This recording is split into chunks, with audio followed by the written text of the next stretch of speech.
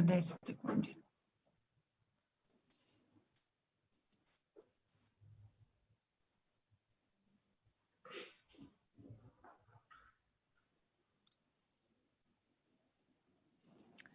Okay, good afternoon, everyone, and welcome to our panel. It's the Friday 13th. We are starting exactly 13 hours and hope that you will remain with us until the very end, until the 15 hours or 3 p.m. So I would like to welcome everyone on behalf of the Office of the European Parliament in Croatia, myself, Creative Europe Desk Media Office Croatia, and Zagreb Film Festival, this time in this online virtual world. So my name is Martina Petrovic. I'm running the Creative Europe Desk Media Office Croatia for already 12 years, and I'm going to be your guide and moderator. Our today's panel event, let's call it this way, is with the following title: How can institutions and good case studies help European cinema during COVID-19 crisis? So before we dive into today's discussion, allow me to introduce the context for our dear audience who can follow us and reach us with questions via 3 different Facebook pages: Zagreb Film Festival, Creative Europe Desk Media Office Croatia, and the Office of the European Parliament in Croatia. So March 2020 was somehow the turning point when creative and cultural sector acknowledged severe consequences of the COVID-19 pandemic, the crisis. Of course, the audiovisual sector was not left out of this domino crisis effect. Luckily, the European institutions, so the European Parliament on one hand and the European Commission on the other hand, acted rather quickly, introducing different frameworks, regulations, backup investments, with the support, of course, from the national ones. The Creative Europe program, and allow me to highlight the media sub-program, is the unique example of cultural diversity, having a total of 38 countries, those belonging to the European Union and those who are part of Europe but not of the European Union. The recent and positive news regarding the financial framework for the 2021 to 2027 gives us a light and a promise with the 2.2 billion of euros, which is 50% more budget of the previous Creative Europe program, gives us the promise and that we will have the starting point to ensure more balance and more level playing field when it comes to different stakeholders. In these unsettling times, one thing is for sure, we all need to be on the same side. We all need to act as one, because this is the only way we can really ensure and encourage more dialogue, more communication between different European institutions and national institutions, jointly with all stakeholders coming from all European countries, because in this way, and this is the only way, we can strengthen creative and cultural sector. In other words, we need to fight for more balance when it comes to different talent, when it comes to different languages, and when it comes to different countries' specificities, because we are ensuring the European cultural diversity. And above all, we need to strive more for European cinema to travel not only within the European context, but also worldwide. And we need to take care of our audiences, because we need to strive for more and better, good quality European content, not only when it comes to fiction, documentaries, but also shorts, films for children, because they are our future, and animation. Before we start with our panel, I would be very happy and honored if Madam Petra Kamervert, so member of the parliament since 2009, at the moment also member of the Culture Committee at the European Parliament and co-rapporteur of really important, the Audiovisual Service Directive, would like to also say welcoming words and introduce everything with her keynote speech. So the floor is yours. Thank you. Yeah, thank you very much, Martina. Dear filmmakers, dear film lovers, dear speakers and participants, dear all. First of all, let me thank you for inviting me to this, I think at this moment, very important conference. And it's a pleasure for me to take part of it and tell you some things that perhaps can be important for you. So I think it seems as if TV and cinema foreshadowed the COVID-19 pandemic already years ago, as we have seen it before in the movies. The current pandemic reminds me of several fiction productions from the past couple of years. And when we watched these films some years ago, either on the big screen in the cinema or in the smaller at our home, we actually wanted to take a break from our reality, our stressful everyday life and our worries. Now it seems as if this fiction became a new reality, unfortunately, and it has definitely caught us off guard. COVID has brought our everyday lives to a stillstand from one day to the next, and we have deprived from seeing many friends and family members, and we were asked to limit our close contacts to an absolute minimum. Shops and restaurants closed their doors, cinemas and other cultural venues as well. Teleworking became the new normal now, and we see it actually in this video conference. The global pandemic triggered by the coronavirus has also hit the audiovisual sector with the full force. While we can, of course, still enjoy films during the confinement from our sofa and find creative ways to participate in film festivals, such as this year's online edition of the ZFF Film Festival, audiovisual productions and its distribution have been greatly disrupted and undeniably face the most challenging period in their long history. The corona crisis, the coronavirus pandemic has dealt the sector a devastating financial blow, one from which the industry will undoubtedly take a long time to recover. Moreover, it has already led to, or will most probably accelerate, profound changes in the sector. While the production of films came to a complete halt in the beginning of the pandemic, the situation is still very difficult for filmmakers. The containment measures such as quarantine regulations, travel restrictions, or the mandatory face mask take a hard to produce films. Some production companies have therefore decided to postpone all planned productions over others try their best and adapt shooting schedules or even rewrite the scripts in order to comply with regulations and guarantee the health of all involved people. In love or kissing scenes, for instance, one either has to change the story or rely to the test of to be correct.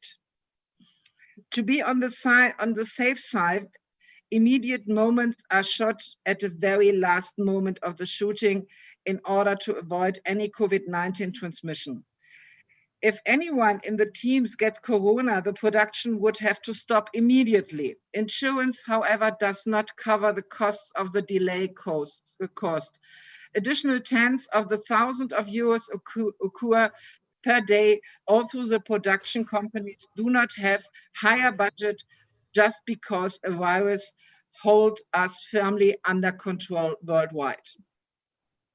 From a financial point of view, COVID-19 is as well a big, probably even a bigger challenge for the cinemas. They had to close their doors for several months. When they were finally allowed to reopen, the number of spectators was restricted and they could, in many cases, not sell beverages and snacks. The lack of major studio releases in recent months have made to come back of the cinema particularly hard. Today, they are again closed and in a large number of European countries due to the rising of the infection rates. To say that cinemas are facing an extensive crisis is, in my point of view, not an overstatement. COVID-19 is leading them to a to the brink of the bankruptcy. Cinemas have already been suffering from digitization and the competition of streaming platforms for several years. I fear that COVID-19 will actually accelerate this trend. We can already observe that the film industry is increasingly willing to transition to digital releases due to the restraints of the novel coronavirus imposes. Now, more than ever, films are going straight to streaming services. This will have a huge impact to the revenue streams of the whole sector. The winner will be once again the major American platforms. Don't get me wrong, I don't want to demonize digitization. In my point of view, we can and we should not stop it. However, it is important to support the cinema experience at the same time. This kind of experience cannot be replicated on a streaming platform. The stories themselves can be transferred to streaming platforms, but the intense atmosphere of high-tech sound systems and visuals that theaters provide will be sorely missed. Far too often in life, it is like this. You only know how much you miss something when it's too late. When what you wanted to smell, taste, feel, see again has irrecoverably disappeared. We should not let that happen. The European answer is needed, and I think the recovery fund can be an answer to these problems. Therefore, government support is much needed in order to help the audiovisual sector overcome this very difficult period. Some member states have already launched sectoral rescue programs. The €1 billion rescue program, New Start for Culture of the German government, I think is one of the good examples. However, not all governments are able or willing to set up national recovery programs for the culture. The European Parliament thus is of the opinion that Europe must lead the way now. Europe has the duty to save its slogan, United in Diversity, to which films contribute greatly from a loss of meaning.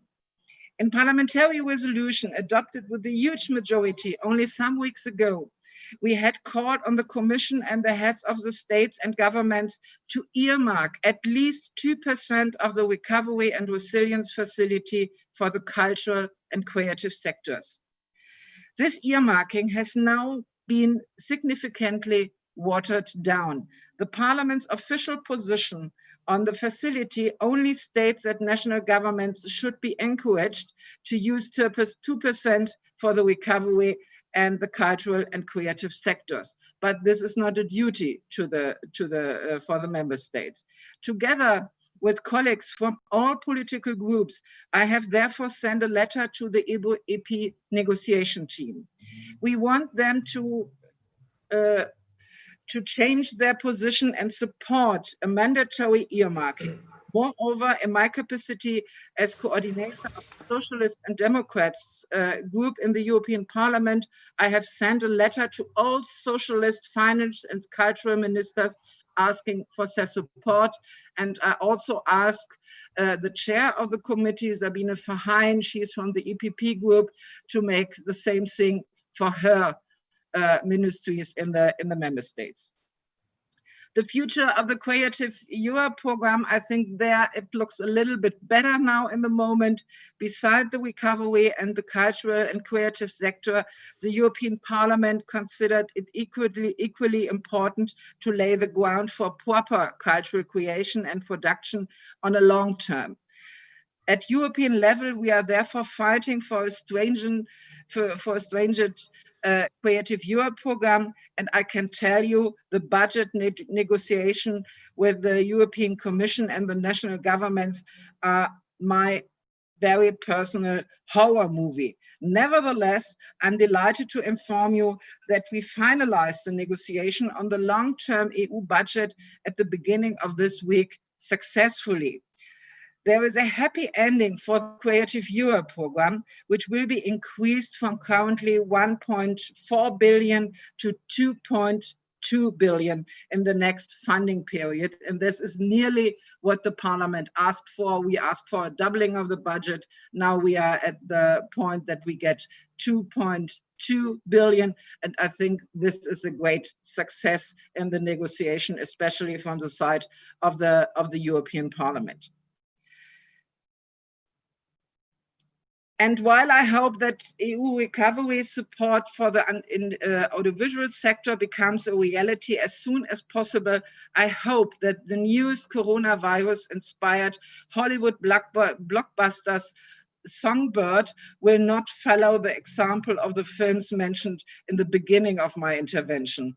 In this thriller, we would still confined our 4 years after the start of the current pandemic. COVID-19 has mutated to COVID-23. And this virus is killing humanity in a rapid rate. Let's be optimistic instead that we will soon find back our vibrant social and cultural life with theater, plays, dance performance, and going to the movies and going to the cinemas. Therefore, I wish you all a very good conference, and I hope that you have some more ideas of what we can do on a European level to support this very important and for the whole society is very important cultural things like cinema, like films, and all the other things you do. So let's hope for the best and for the future, and let's fight for it. Thank you very much for your attendance. Thank you. Thank you, Madam Kammerwert. It would be much easier that we are all in person, and this is what we are really looking forward to. But I thank you for your time and for the keynote speech, and thank you for staying with us till the very end. Just so that we see what we are going to discuss, let me share my screen with you. So we already mentioned the title of today's event. So for our audience, I'm doing this little background. We already mentioned that Europe already supported, and there was the starting point already in March, when first of all, European Commission introduced a temporary framework to enable member states to use the full flexibility under the state aid rules, already done by Denmark immediately by withdrawing 12 million euros for all the events being cancelled in terms of the large culture events. In April 2020, European Parliament managed to introduce the resolution on the EU coordinated action to combat the COVID-19 pandemic and its consequences. Oopsie, doesn't go, just a second. And I would say that the great summary was done during the informal video conference and during the Croatian presidency of the European Council of the Ministers of Culture by two important commissioners, Maria Gabriel and Thierry Breton. Thierry Breton be responsible for the internal market and Maria Gabriel for innovation, research, culture and youth. So they introduced the Corona Response Investment Initiative, allowing actually the national funds to be, the member states to reallocate the funds between various regional funds and to decide how they're gonna use them in different fundings, sure, to mitigate unemployment because, of course, lots of authors, writers, freelancers were really fighting to survive, and temporary state aid. And when it comes to the Creative Europe, and we're going to tackle the financial measures, concretely the media sub-program. So the European Commission allowed additional 5 million euros to the only European network of independent art house cinema, Europa Cinemas. Then 2 million euros for all those cross-border, cross-collaboration projects, flexibility measures, since some projects were delayed, postponed, and similar, extension of deadlines to provide different reports and realization of projects when it comes to the festivals, training initiatives, and of course, speeding up the selection process and the results. And finally, guarantee a facility fund meant for the creative culture sector, boosting up especially SMEs. In May, we are all aware that, and it was a lot of discussion when it comes to the next generation EU with 750 billion of euros, introducing more level playing field and ensuring urgent investments. We're going to hear in both panels that cinemas were kind of left out from this implementation. And this is what different organizations are fighting for. And finally, we have Creatives Unite, so-called platform for artists and creators community, how they're fighting with the COVID-19 and how they're developing their projects and to be and stay connected. When it comes to the national level, luckily there is a great tracking at the European Audiovisual Observatory, but also at the EFAD website. So I was concentrated only on the EU member states. So out of the 27 EU member states, as the UK is leaving out, 15 introduced additional COVID-19 financing, but 10 EU member states only regarding the flexibility measures, adjustments of course, but no extra funding introduced. And 2 of them, unfortunately, did not come back or introduce anything to support their audiovisual sector. So we're gonna balance between the present, what is happening now, and how our future looks. And first we are starting with the panel 1 with the title "To Produce or Not During the COVID-19 Pandemic." And later on we will tackle panel 2, How to Protect Cinemas During the COVID-19 Pandemic. So I'm stopping sharing screen. And it's the time when I need to introduce my panelists. First I will start with Mr. Krešimir Partol. He is the State Secretary at the Ministry of Culture and Media in Croatia. Then we will go to Julie-Jean Renew, General Secretary of the EFA, the European Film Agency organization. Then Ada Solomon, Deputy Chairwoman of the European Film Awards Board, President of the European Audiovisual Women Association Network, producer, running the company He Film or High Film, but also being very present in advocating the voices of the small, low audiovisual capacity countries. Then we have from Croatia, Ankica Jurić-Tilić. She is the EAVE group leader, representing Croatian Producers Association, but also running her company Kinorama, quite famous when it comes to the media calls and really someone from whom we can learn a lot, and being as well present and advocating voice of small countries such as Croatia. And last but not the least, with us we also have the Croatian member of the European Parliament, Mr. Predrag Fred-Matić. He has been active since the last year, and among other committees, I would like to underline the one that we really need in terms of our fight for better creative and cultural sector is the Culture Committee. And what I also like to highlight is that he's also substitute member of the Committee for Women's Rights and Gender Equality, also an important topic when it comes to the audiovisual sector. So I would like to remain at the European level.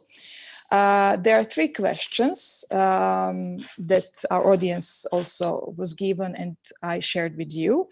First one tackles the question, has enough been done at the European level or national level?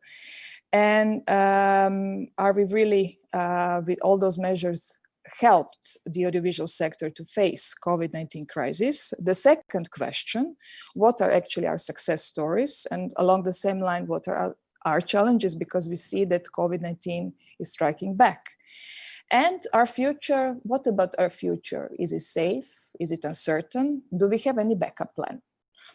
So, Mr. Matic, when it comes to Europe and the European Parliament, what is actually the European Parliament doing in order to help this vulnerable audiovisual sector?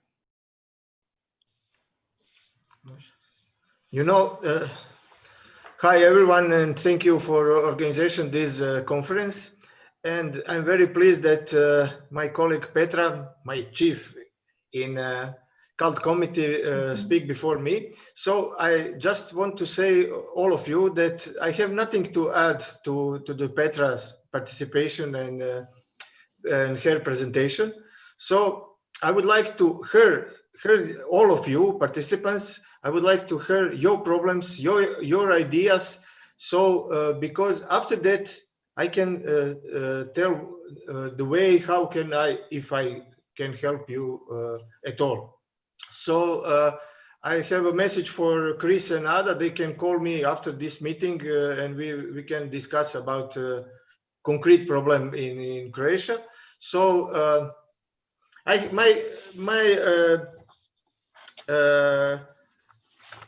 my assistants prepare me a lot of data, but I think it is not necessary to read the data because all of you know all of that.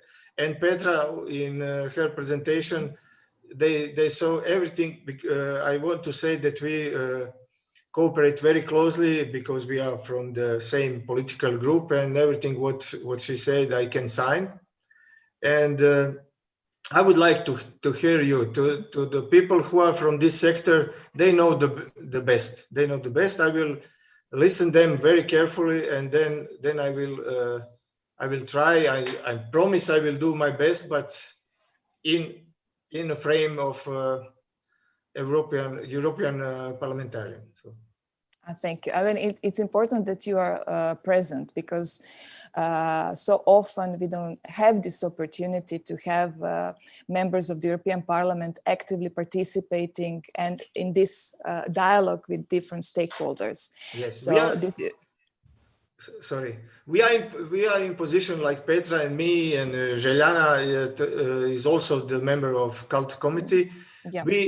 We will help, of course. We know the problem is the great, not only in culture sector, unfortunately, not only, but we have to, the people from this sector, they need to give us input and data, and so we are politicians and we will try to help them. We will take you for your word, and yes, and this is I can promise that. This is recorded, so Okay. yeah, we take you for the word. Maybe it's a good idea. Thank you, Mr. Matic. It's a good idea because Julie Jean has an overview what has been done so far, and EFAT, I must say, is really active when it comes to the dialogue with the European Commission and in general with different stakeholders, because we are representing 35 countries. And maybe what do you think? Do you agree that it was enough done when it comes helping the audiovisual sector at the European level? Well, I would say that it cannot be enough. It will never be enough. We are entering a second wave that is dramatic. From my perspective, as you said, we are representing film agencies, audiovisual centers. Their job is to support the audiovisual sector, the production, the distribution, theaters. So of course, they were all in the first line when the crisis happened. They were, I mean, it was their job to help. So, and it is what they did for months. They started mid-March already, giving basically the money they had, the reserves they had in their budget, negotiating additional envelopes with government, changing the schemes, I mean, inventing new schemes. I can name you several examples. First, they had to work online, which was a revolution for some of them. They wanted to continue give the selection. Then they boosted the development support and script support, some of them, because they say, well, maybe you can develop more when you are in the lockdown, so we're going to push that. Then they decided to push the production support because, as you said, Mrs. Caverever, so rightly, there are additional costs when we have the COVID-19 safety guidelines to implement on the production, in theaters. This has a cost that we were there to support. So of course it was not enough, and I can tell you that the stakeholders said you need to do more in this country, it's not enough in this country, but basically if you look at the overview, they all have done and given basically everything they could. And with a good success also, because the government, most of them, they were helping as well. They were giving additional budget. But of course, while we are entering the crisis, the crisis is not finished. We need more, so we need to continue to push. And here, coming back to the European Parliament, so happy to have two eminent members of the European Parliament, because the European Parliament has been a big ally, a partner. I mean, it has been so a tremendous help from the European Parliament, pushing constantly the European Commission, the member state, to do more, to give more money. I mean, it has to be said, because if the European Parliament would not have been there, it would have not been the result we've had with the Creative Europe, but with other several files. They are always reminding member state and the Commission that more needs to be done. So, and if I hear Mr. Matthews saying, well, we are here to hear your messages, you have done already a lot for us, but of course, more can be done. And I can give you the example of the insurance gap, for example. You know that no insurance company wants to cover the COVID-19 risk. So some countries that are very developed, they have developed their own guarantee fund, like compensation fund. But the smaller countries or other countries, they can't. What happens to co-production, to European co-productions? They can be covered in one territory when they shoot in one territory, but not covered in another territory. There is a lack of harmonization. And of course, we would need something at European level to cater for covering this risk.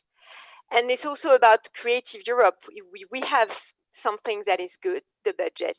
We need to do more with this recovery package, the resilience and recovery facility, REACT-EU. We need to make sure that it will finally reach the audiovisual and cultural sectors. And this is thanks to the EP that we can have this message and push for that. And maybe to finish, that it's not only about giving money. The European Parliament, as Mrs. Camerevert said, it's about also regulating and making sure that these big US streamers that are the big winners of the situation, and while we are all stuck at home, not able to go to the theaters, they are making a lot of dollars. And the EU can do something so that these players, they are playing the game with the right rules. They contribute more to investing in European works. They really promote European films and European TV series, and not only US productions. So the Parliament can play a crucial role in making sure that directives, such as the AVMS directive, Mrs. Camerevert was a rapporteur. You're gonna cover all. No, just to finish on that, because I know we need this text to be implemented properly and with ambition, because this is how you prepare the recovery on the long term. And I will finish here. Thank you so much. Thank you. Yeah, just to add on what you said, yes, everything started so well by introducing different frameworks and investment and funds. But I must say, in my personal opinion, when I was approached by stakeholders, it was so difficult to understand what is for what in terms of the audiovisual sector. It was not clear, as we didn't have one common space with the whole data you can apply here for this and that, because along the line, not everybody in this audiovisual sector chain was included. So for example, everybody is important, as I said, from writers to creators, authors, to producers, distributors, sales agents, but also cinemas. They were somehow left out from the story and being included in this additional boosting EU funds. Yeah. So let's go a little bit to the national success story. I would like Mr. Partel to give us insights how we did it in Croatia. I mean, not only that we were facing COVID-19, but also the earthquake. And at the same time, we also had the Croatian presidency. So, but we still have some success stories to share. Thank you, Martina, and greetings to all the panelists. Well, there is a lot to say what we've done at the national level, and I will try to be short and to the point. And like you said, during the COVID crisis, we also had an earthquake. We really didn't need that at the time. So this was really a devastating time for Zagreb and for Croatia. But let me give just a brief introduction of what we've done at the national level, starting at March and the beginning of the COVID crisis. And let me say that we are aware that the COVID crisis has hit the audiovisual sector the most, and it'll be the hardest for the audiovisual sector to come out of the crisis. When it started, we immediately revised the budget in the Ministry of Culture and ensured approximately 6.5 million euros as the crisis fund to help the cultural and media sector. At first, it was the decision on the postponement of the execution of contracted programs of public needs in culture, which allowed flexibility and also ensured recognition of costs for the organization regarding the situation and regarding the almost immediate lockdown.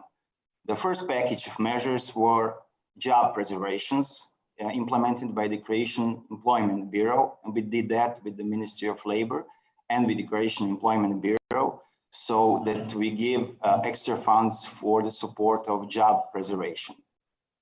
Next was the public call to support artists who professionally perform independent artists, and after that a special fund for freelance artists. Also, I must say that Croatia was one of the first countries to open in April, to reopen archives, libraries, museum galleries, and to start the production. The second package of measures were aimed to encourage and restart cultural life, as well as the production. So we published the call, Art and Culture Online, from the European Social Fund, with the grant of approximately more than 3 million euros. Also, after that, we launched a call, Entrepreneurship in Culture and Creative Industries, which is focused on founding activities to adapt business model of production, distribution, availability, and access to culture and artistic content.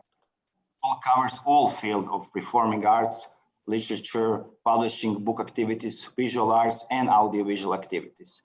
Additional funds has also been approved for the co-financing of films through the Croatian Audiovisual Center, and I thank Chris for that also, in terms of providing the funds needed to comply with the recommendation of the Croatian Institute of Public Health, because their production went up with this measure coming up from the Public Health Institution. Also, we managed with the Ministry of Finance and the Croatian Agency for Smaller Business to launch the loan grant program for entrepreneurs, for small and medium enterprises active in the field of culture and creative industry. Based on loans, it was an amount of around 40 million euros.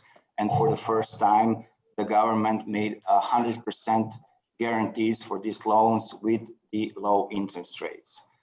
The third package of measures that was done a few weeks ago, also we managed to give 700,000 euros more to the Croatian Audiovisual Center for films that are in production or in the post-production period. So we would boost film production in these hard periods and maybe give some extra funds so the films can be finished or can be started. Also, the newest calls in the last 2 weeks were one public call for partial compensation of performances cost in theater, dance, and music, and also a public call for digital adjustments programs on the creation of new culture and educational content. And as colleagues before me said, of course, nothing is enough, because we can only think how long will the crisis last. I'm optimistic, and I think that with vaccination and somehow we will manage to pull through the next 6 months. And after that, we need a strategy, and we are working on the strategy on the post-COVID period, because we'll have to do more, especially on the EU level, through recovery and resilient funds, to find more extra funds to manage to bring back production from where it was before. I don't know if we'll have time again to speak about the future, so I will say it now. Maybe this crisis is also an opportunity to develop a better framework for our audiovisual industry, because we have talented artists, directors and producers, and it is our job, the Ministry of Culture and Media and Audiovisual Center, to give them better support, to make us in line with their talent and capacities, and I hope we'll be able to do that. Thank you. Wow, strongly said. Let's move to Romania. So, Ada, how is the situation in Romania? I do have also a couple of questions, setup questions for you, because you're really standing behind all those voices of artists and producers coming from low audiovisual capacity countries. And do you think that European institutions have continuous dialogue with all stakeholders? So a couple of setup questions, because I know that you can combine all three. Yeah, I was thinking while listening with a lot of envy of what's going on in Croatia, I was thinking that we will move from the success story to the disaster story, because in my country, it's probably one of the two countries that didn't implement anything, unfortunately. But you know, what's not killing you, it's making you stronger. So the community is stronger than ever. And I am so grateful to the European institutions, to all the organizations that are European. They are supported by Creative Europe, some of them, and that allowed us to continue to be in dialogue and to work together.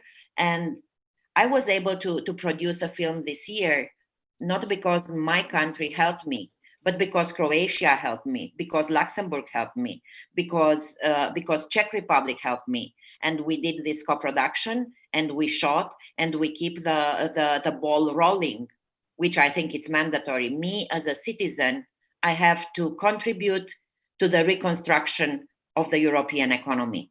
So I have to provide content to the citizens that are paying taxes, that are coming into my support for my work. And it's not only cultural, it's also economic.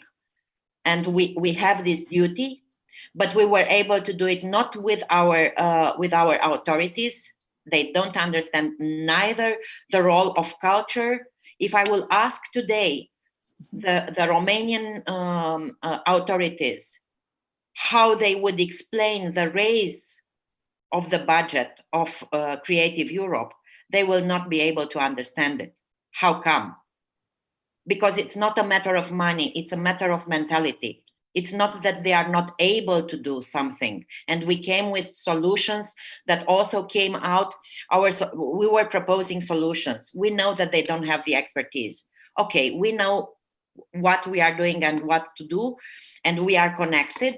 So I've listed at a certain point, quite early in April, I've listed all the measures that were gathered together in a FAD briefing, and see what's applicable to Romania.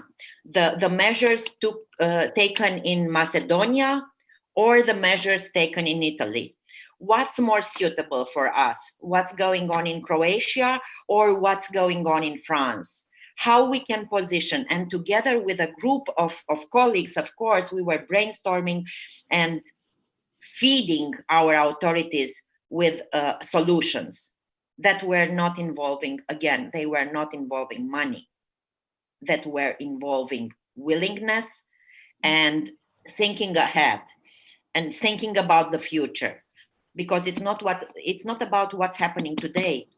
It's that next year, if we don't do something, in 22 we won't have local content, and then the platforms and the big players will eat us alive, even with our tiny pearls that we can deliver into this sea. Because they started. There are some good things that happen. As in every crisis, there are many opportunities, and in this situation, at least in our country, there were a lot of buying from the platforms, and not only for Romania content, new content to feed an audience that is getting bored very easy. So they started to buy local, and not only buying content from Romania for Romania, but also buying at the European level. And that's interesting, because they were also forced somehow to get to discover what we are doing and the quality of our work that probably they were not interested, or they were not giving attention to before. In the same time, the situation of the cinemas and the whole reinventing of the cinema community that they were forced to do, because in my country they were mostly closed. They were open only for 1 month, and so they started to play this kind of virtual cinema offer that is actually it's not really being in the cinema, but being part of a community, because they are not doing only screenings, they are doing Q&As with Romanian filmmakers and famous actors, or discussing a topic that you don't have when you have a regular screening of a film. And also all the initiatives that were at the European level, and I will point out now for something where I was very active in, the get together of ACE network, that is a network that for producers that is supported by Creative Europe, by media. But they were bringing us together to see how are we going to do it. And there, for instance, I imagined the model for a possibility of warranty fund for as insurance, together with the examples that I've listened to from Holland, from Germany, even from Greece, and then trying to implement this with our partners for insurance from Luxembourg, that were very willing to discuss and find a way with our authorities, people that are really very experienced in the field. So all these connections, they would have not been able without the support on an European level. But in the same time, I don't know what's to be done as Europe to push on my let's call it conservative, to remain polite, country, to understand where are we going and what we need in order to be at the same level with our neighbors and with the people that actually we work together, and it's normal to be at the same level and to have the same tools. Yeah, so that's what I think. And as for the future, I don't think that cinema will disappear, but of course it needs to be helped. Theater didn't disappear when cinema appeared, and it's still there. And it's there since painting didn't disappear when the photography appeared. The cinema didn't disappear when the digital world started, actually, or in a way it was even more interesting. And also I was thinking the other day, speaking about these virtual events, and oh my God, it's so sad that we are not together and we go digital. But we can go digital What if this pandemic would have hit us like 20 years ago or even 15 years ago? Would we been able to communicate like this, to have festivals, to have get-togethers like this, to stay united at the end of the day as we stay now? No. So there is an upside to everything if you want to see it. And the positive. Yeah. You just mentioned, I'm sorry. Yeah, please. Now you just mentioned something. How can Europe help you in terms of strengthening, I mean, in terms of advocating what it needs to be done at the national level? And just recently, EFAD was sending out the support for the Slovenian film center. So maybe also this can be a good way, because EFAD is quite strong in supporting different national talents and agencies. So this can be a starting point. This was just an idea. Thank you very much. Yeah. Not only EFAD, just to add that MEPs also sent a letter about the Slovenian situation, and FERA and all other European organizations are also very concerned about. Just to close on Slovenia. Yeah, I'm sorry, I'm always like putting EFAD on the spot because they're quite active there, and thanks to Julie Jean, it goes in the right direction. So I come to the success creation story. Thank you, Ada. Ankica, so you somehow survived this COVID-19 crisis, or you're still surviving it. There are some quite success stories to share with us when it comes to shooting. Yes, well, actually, Ada and I, we did a film together in September and October. It was a co-production of 4 countries, if I'm not mistaken, Croatia being one of them. And yes, it was doable, but the shooting at the times of COVID really produces a lot of extra stress. And yes, we are used to the stress, but this time it's even more than usual. So, but yeah, we did it. And I'm also shooting at the moment. I'm also shooting TV series here in Croatia, which is also European co-production and supported by media from a few days ago. Yeah, finally. Yes. Something from. And I was listening to Ada talking about ACE, for example, or EAVE, or other film professional organizations or workshops, all of them helped by media, all of them helped by European Commission. And I think it's crucial because it took us a long time to shape a Europe as a common playground, as a really compact cultural part of the earth. And now we should really be careful not to lose it. And all these organizations, same as initiatives like EFAD, same as organizations such as media or Eurimash, they really help us stay together. And I think it's really extremely important because at one hand, it's very natural that every national Ministry of Culture or every nation takes care of the national film at the moment or national audiovisual industry.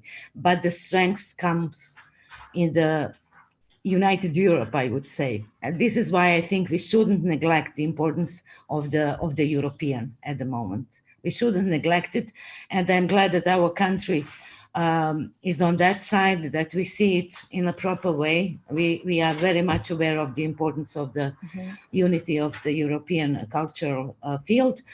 And I wish everyone else sees. And I'm also happy that there are organizations such as the EFAD helping the others understand how important it is not to be open and to feel Europe as a whole. To keep what we've been working for over the last 30 years or so. It was a hard work. We shouldn't lose it right now. We should stick to what we have achieved and reinvent and look ahead and think about, because the crisis will be even worse next year, I think. Not that I'm pessimistic, it is just the situation is going to stay like this some more, and the cinemas are going to have a huge blow next year as well. So I think we should really act as one in Europe.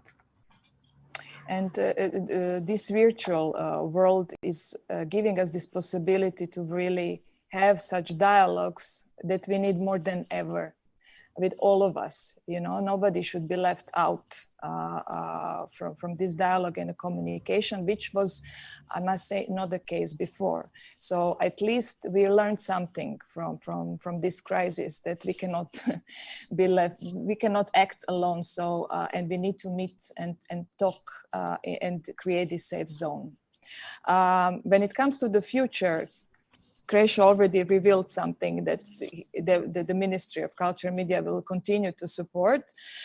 And we already, this is the second point, have the financial framework for the next Creative Europe program. What we still need to fight for is the publishing of the calls as soon as possible, because not to have now this financial gap at the European level.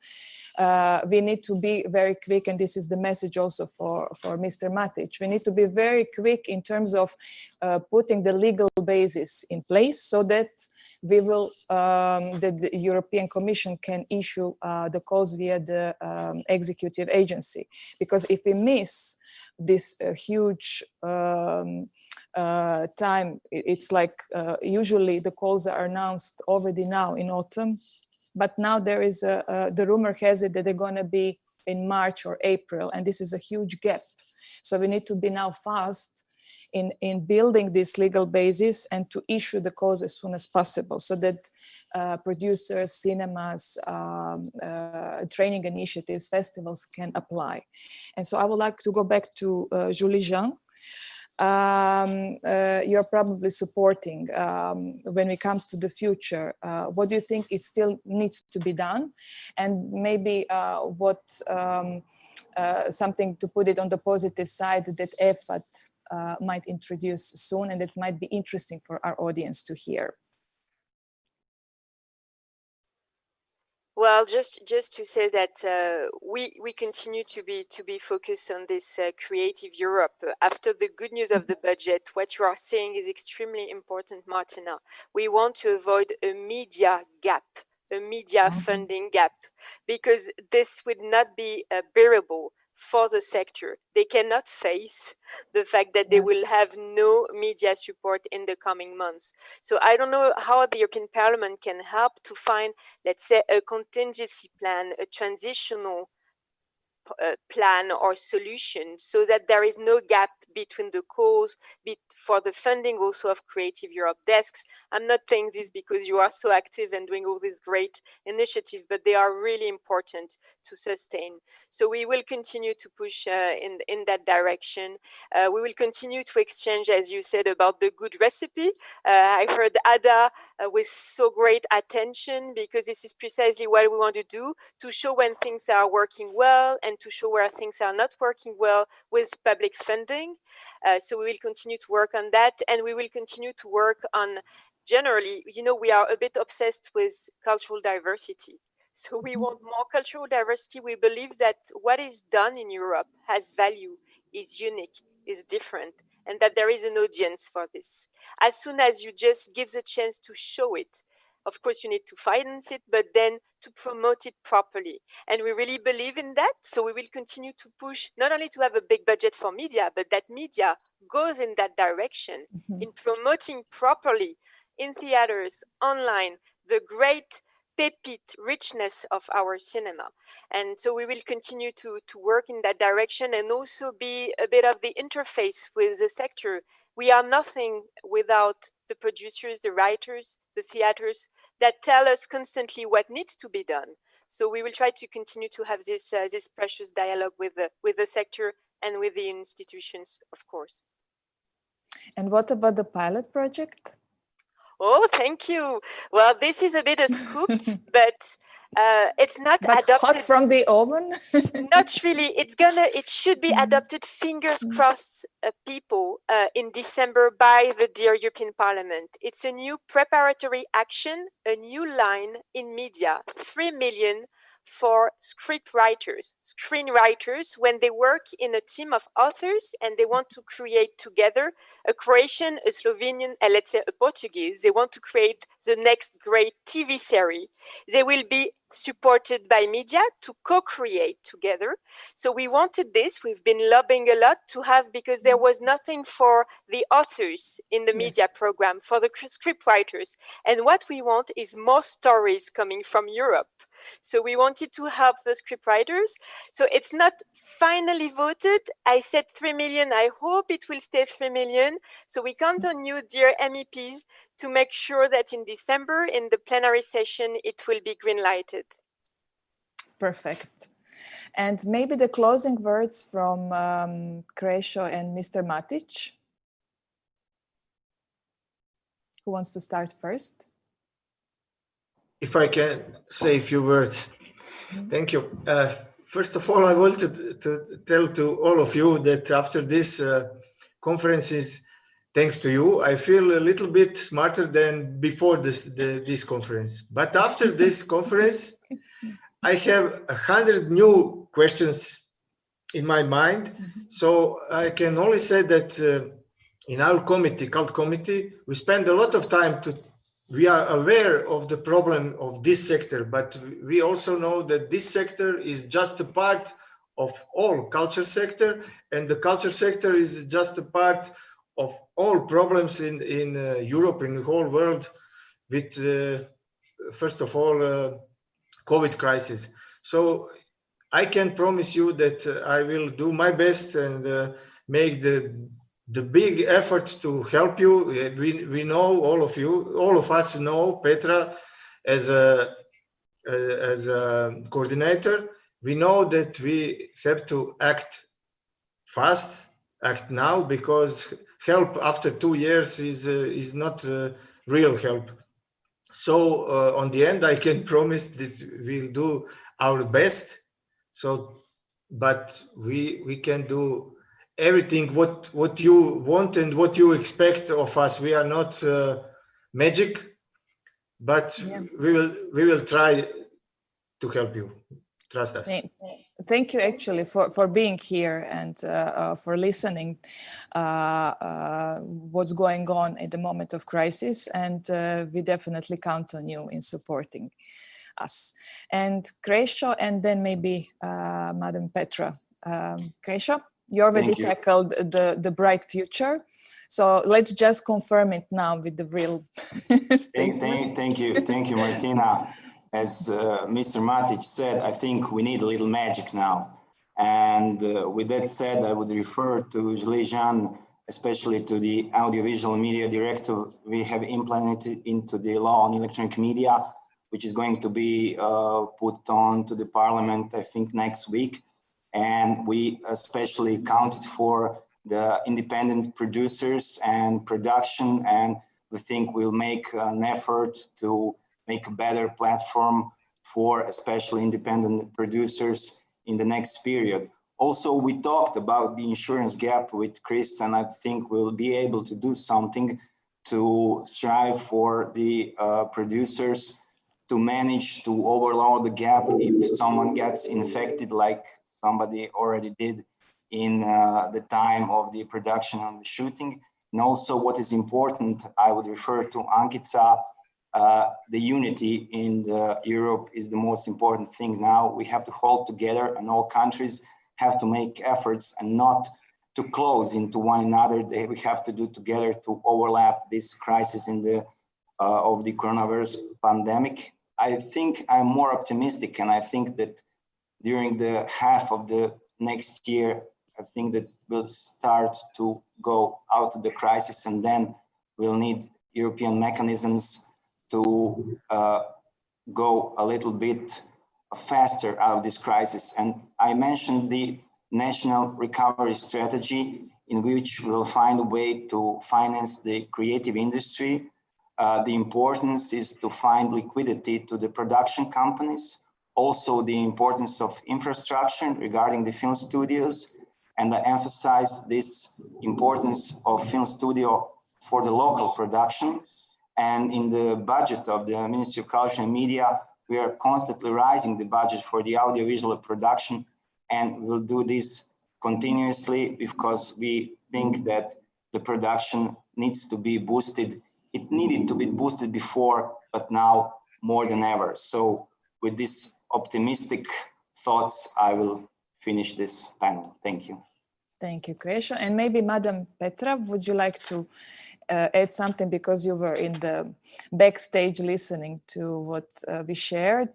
So I hope that we can really count on you, as Mr. Matic said, that you would really, as you worked hard now for the budget, that you will really work hard to speed up the process when it comes to the legal basis, because this is what our stakeholders need. Yeah, thank you very much. Thank you, all of you, for all the problems you've raised, and I know a lot of them, but I think it's good to hear it once again from your side. And I only can underline what Fred already said, that we try our very best, not only to finalize negotiations on the Creative Europe program now in the next weeks. I think now we get the figures, and therefore I think we are ready to finalize this, so the program can start next year, in the beginning of next year. I think this is very important, especially the media part is very important for the film industry in Europe, and also for the cinemas. And we try once again to earmark the 2% in the recovery facility.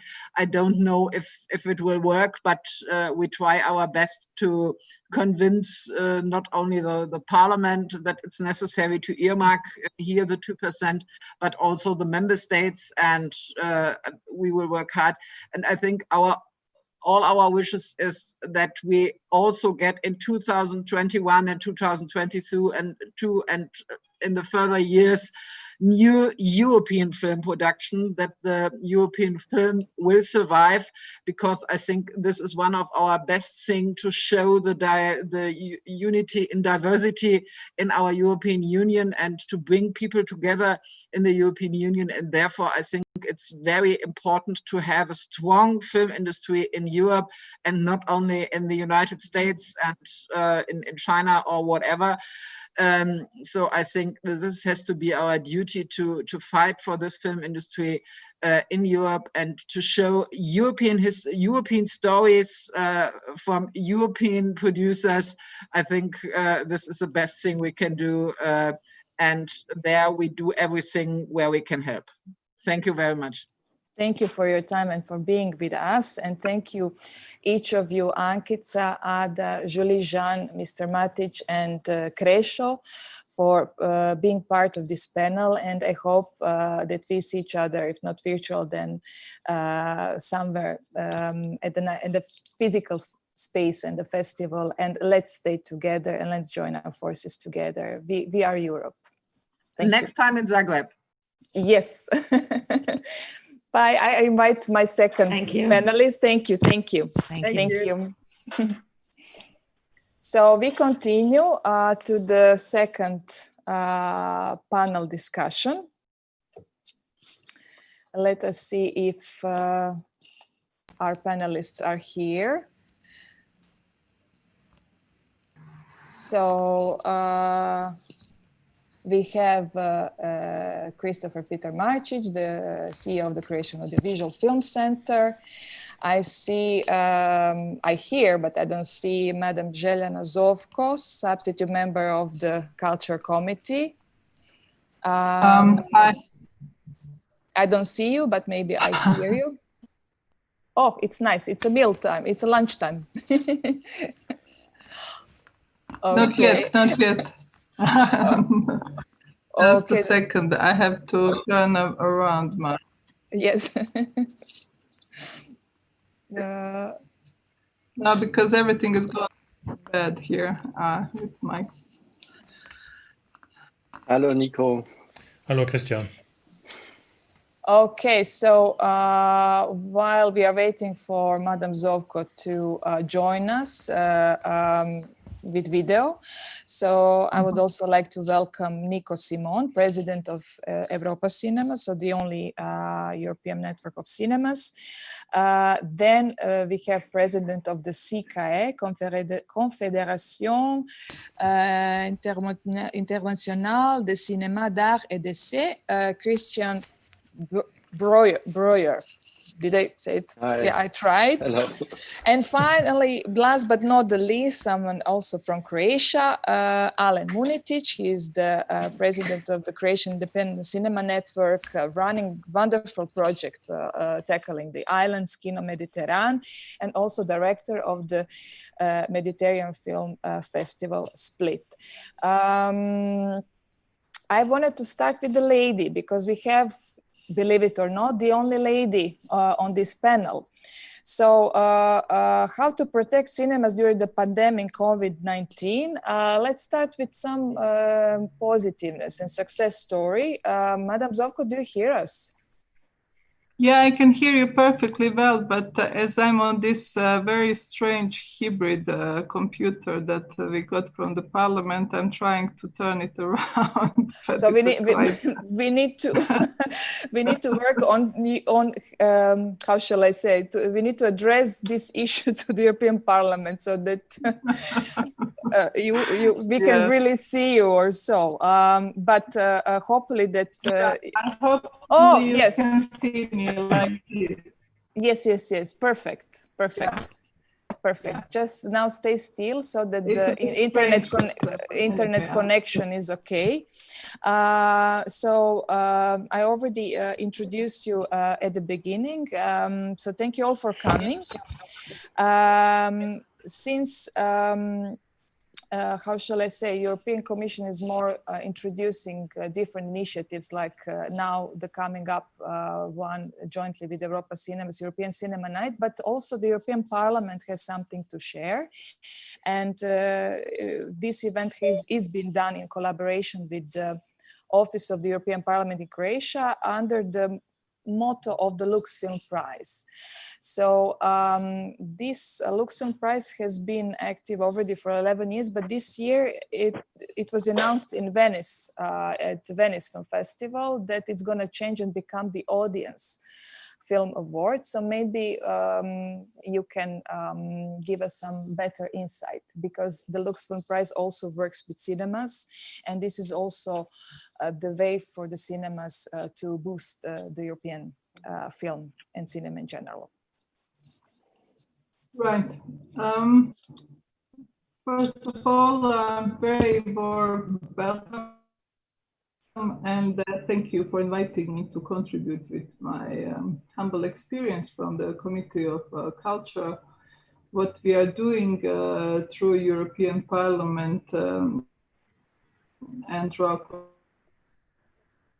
committee to help European time of the crisis that has hit the cultural sector and cultural industry. We have a very good news with the agreement of the new multi-annual financial framework, and I must stress that through this committee we were fighting hard. Sorry? Maybe it's a good for the I hope moment you can to hear turn me. on. Yeah, because you have now your camera on, then the internet connection is a bit worse. So maybe you switch on. So you want me you are to turn off? Yes, maybe it's good just so once you speak. Yeah. Yeah. Thank you. Yeah. It will be anyway. It will be much more. It will be much more private because it's very difficult, as you can see, from to do this teleworking.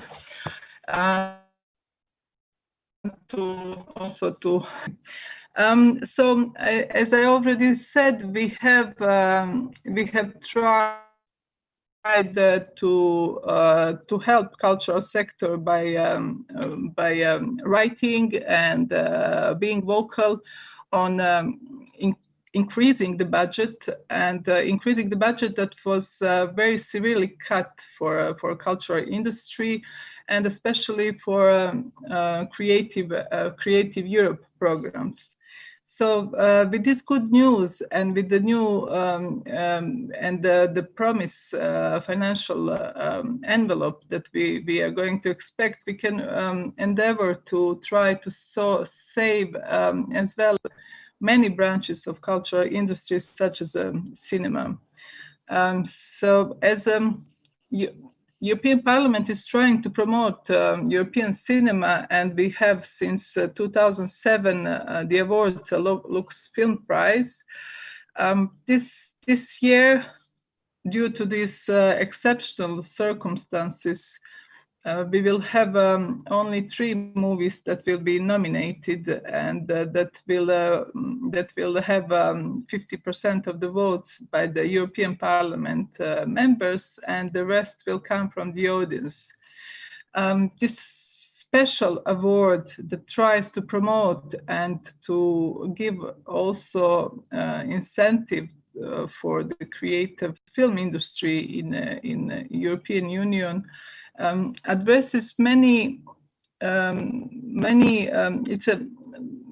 issues that for your interlocutors today are very well known. How difficult it is to save creativity at this time, and Lux Film Prize is the major indicator on the quality that we are trying to preserve through European film production. So shortly, this is basically some of the contribution that I'm trying to add, to explain, to put a light what we are doing in order to raise the awareness that apart from other industries that we are trying to save in this terrible pandemics that has hit severely not only the health of our citizens, but also their safety, their well-being, their employment, and also mental health. Because all this, the fact that people are separated and they're not included into society also contribute, and we will not know the consequences of it. But the cultural industry is a tool, apart from the vaccine, to save our health and to save the European project for the future to come. The future also seem very uncertain in these terrible circumstances. But this debate that we are having around the culture, raising awareness how our culture is important, how the small and medium enterprises in the cultural industries are being threatened by disappearance. This is something that we are trying to do with in the work on our committee. So I'm open for your questions and for the debate on these issues. But the latest deal and the 600 million euros to the instruments that we were raising the awareness of, and that amounts now to total of 2.2 billion euros, is a great news. And as if I may say, this increase of the budget of 53% from the budget that we had in 2014 to 2020 gives a bit of hope for our cultural sector to look forward to the revival. And if I may interrupt, the cinemas are the ones that also need to be included.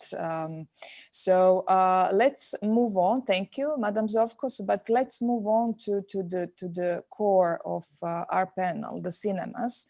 So before I introduce the questions, I was kind of encouraged by the unique open letter to national governments. Unique is the International Union of Cinema, including the commercial ones, because somehow the cinemas were left out from public support, also considered to be is the package of the next generation EU.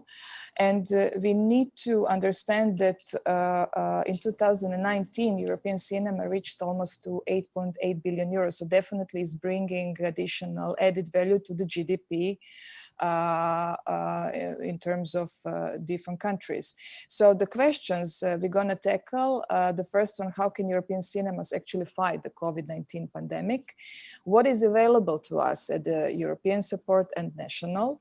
And when it comes to the releasing films with the COVID-19 pandemic, what are actually success stories and what can we learn from them?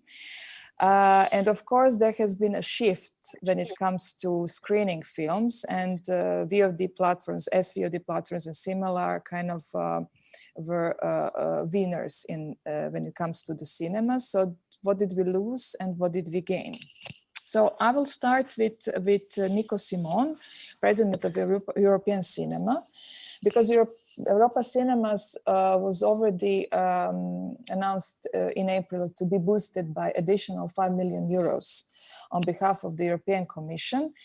And maybe we can refer to that. Was this enough, or in your personal opinion, and especially having this budget financial framework for the next 21-27, would we need to ask for more?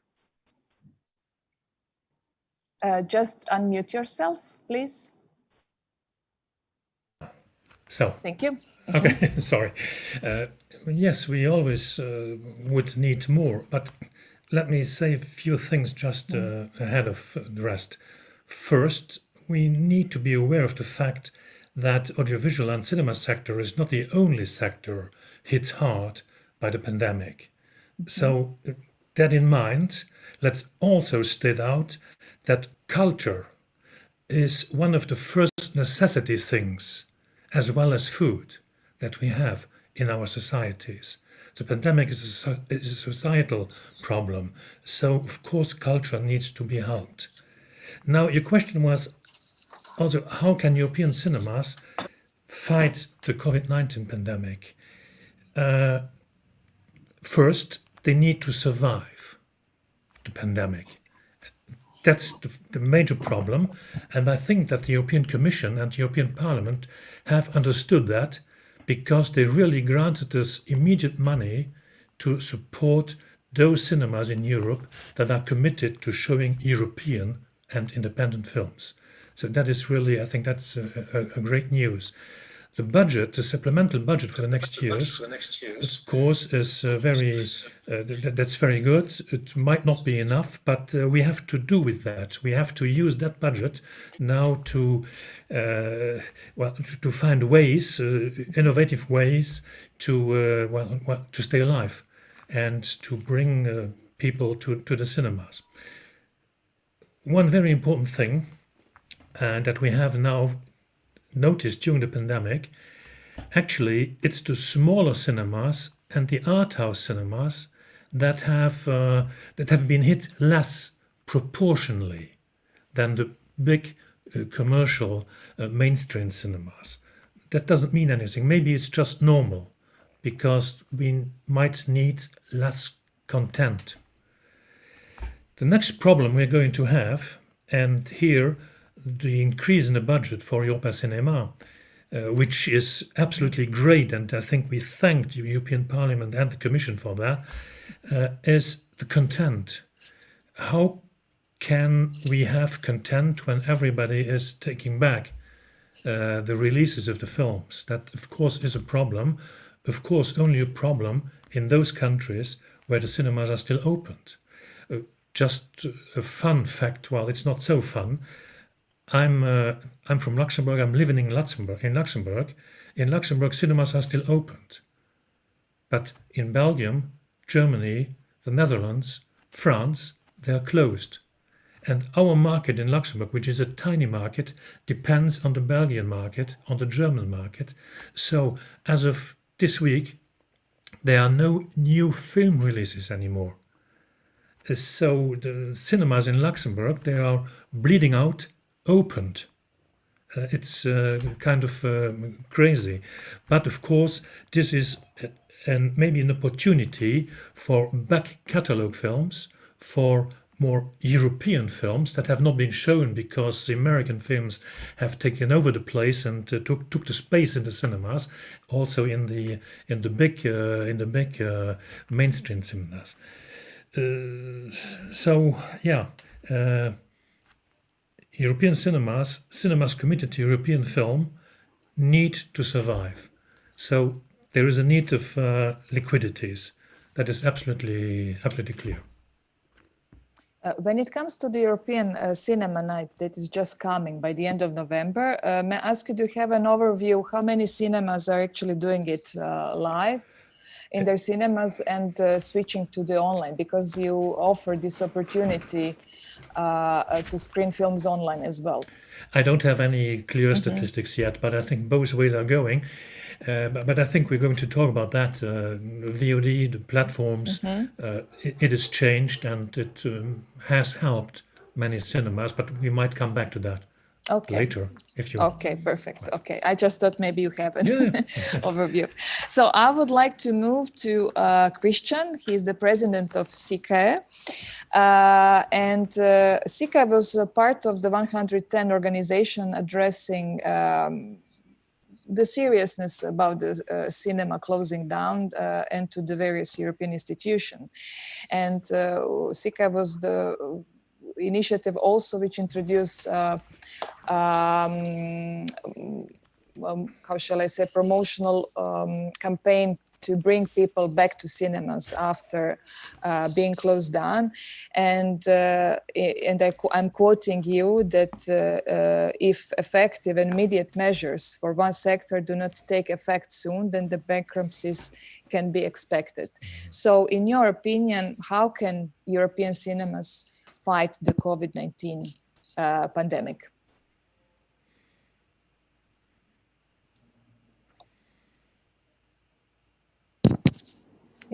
Yes. Yeah, hello to everyone, and thanks for having me here.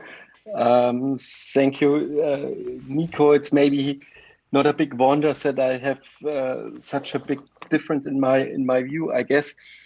So first of all, Nico said it's a question about liquidity. It's a question about money right now. As where cinemas are closed, we still have fixed costs, and even if we can open our theaters in most countries, in all countries, there are kind of social distancing measurements, and that also hits our industries. It hits our industry because of a distributor maybe postpone movies or brings them directly to online platforms. And of course, if I talk, and I've been to Venice and it was a great and secure festival, but all my colleagues from art house theaters around Europe told me it's still the same work right now, but less income. So if we are closed, we can't even earn money. But if we are open, we still need a high investment also in our own resources, in our staff, to do the same amount of movies, the same amount of festivals, events in our theaters, even if events are not events anymore. And we can't party and we can't sell maybe drinks and food and that kind of income, it's much less. So what can we do? What do we have to do? I guess, as Nico said, we need public support on all levels, so European level, national level, regional or local level, if possible. And we know it's a huge variety within Europe about the intensity of public support, if it's just general business, economic support, if it's also targeted programs for cinemas, for film producers. Maybe just one correction to Nico. I don't share the opinion really that art house is less affected than multiplexes. I see in my theaters we had open, and what you said, most art house theaters had open, while in many countries, many cities, multiplexes were still closed. It was a higher loss when we were open compared to when we screened. And on a second point is the business model of art house cinemas in generally has a high level of social and cultural activity. That means it's not follow the maximization of profits. That means cinemas usually have less reserves, because if art house would be the big guarantee to get rich, then I guess big global chains would do this art house market. So these theaters have a much more difficult financial situation. Always, it was never easy to run art house, and that's maybe our chance to fight if we get public support. We are community-based, mission-driven, and I guess what counts in this crisis. And if we have maybe good things and this not good at all crisis, then I feel it's more solidarity. I feel this more solidarity in our collaboration within theaters, also distributors and other parts of the distribution chain. But I see it also within the local communities. And I guess people appreciate maybe a lively neighborhood even more than before. It's the bar next door. It may be a small market next door. It's a theater or a cinema, whatever we love. And I guess we saw during the first lockdown in many countries that we got lots of support. It might be hard on social media, but it was also often in sense of buying gift vouchers, in really coming back to theaters. And I can say in my cinemas in Berlin, so we had a lot of sold out, so Corona sold out screenings last month. And it was partly even so, I just want to go to cinema, whatever movie, it doesn't count. So I would be happy if it would be always like this. Of course, it's not. And I don't be naive about our challenges. But I guess it's what we've ever been. We have one advantage, and that's the analog space in a digital world. And we all appreciate it's easy to stream movies. It's easy to order things online or even communicate also via video. But we all know at one point it's not the same, like come together, experience things together. And what we do, people love stories. People love storytelling. If we are alone, if we read a book, if we watch a movie, but we love public storytelling. It's different, and it might be a mainstream blockbuster just to neglect us from Corona, or it might be a movie about our society, and it gives and teaches, I guess, empathy. And I guess we need this kind of empathy. We have just to look on the elections in the United States to learn from each other, to learn other cultures. And I guess this won't die due to Corona. So, I mean, that's one thing. And maybe to come to an end, it's two things we learned. In my opinion, lots of developments are accelerated due to Corona pandemic.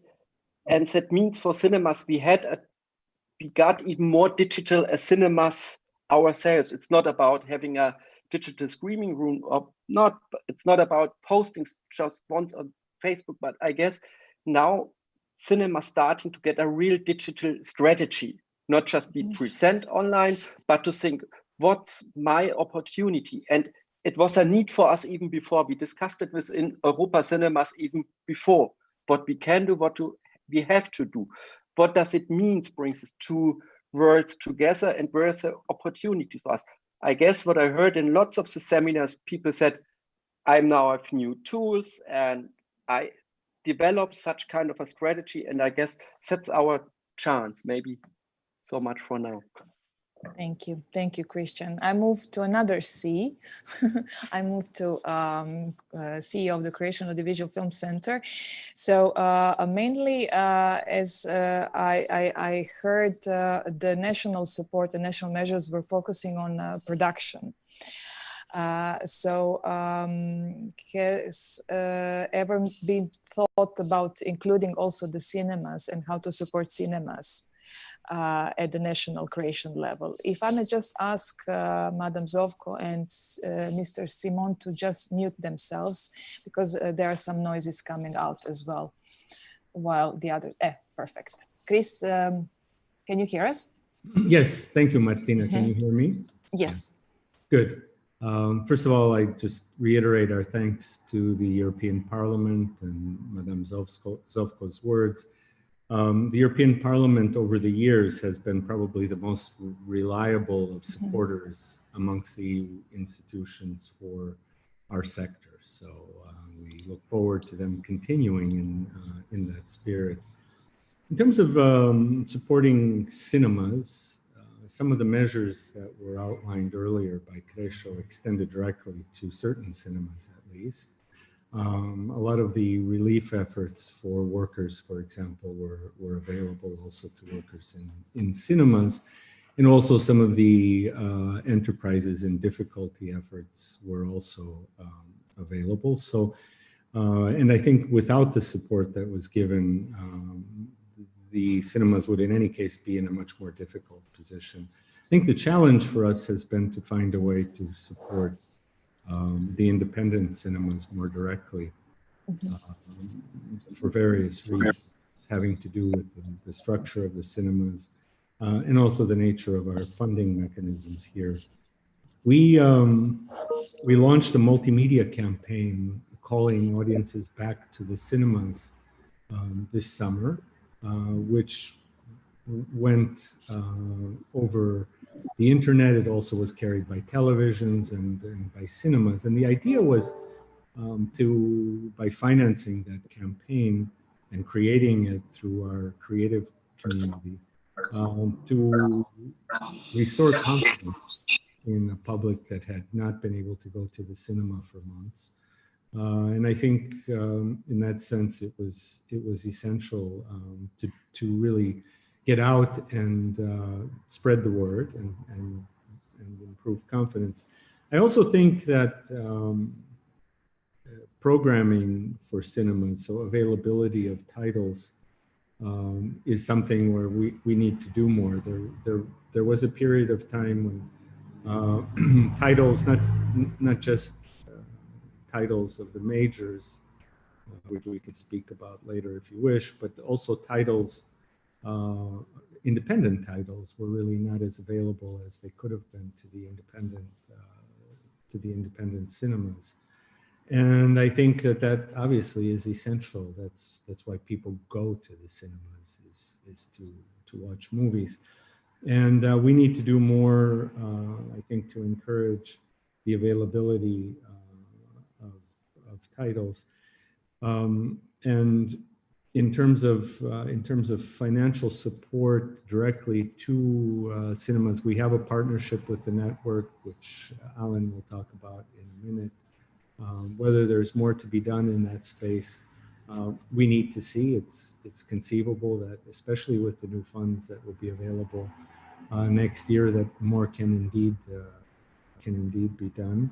I certainly would like to, if at all possible. I think for us, the independent network is the major window for Croatian movies to reach audiences in Croatia. And I guess this will be a topic later on in the discussion, but I think the absence of titles from majors presented an opportunity, a vacuum that needed to be filled. And I think, as we'll hear, in some countries, national titles indeed filled the vacuum successfully through commercial and through art house cinemas.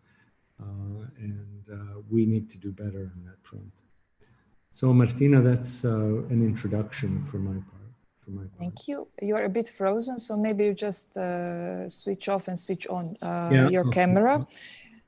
So I would like to move to Alan.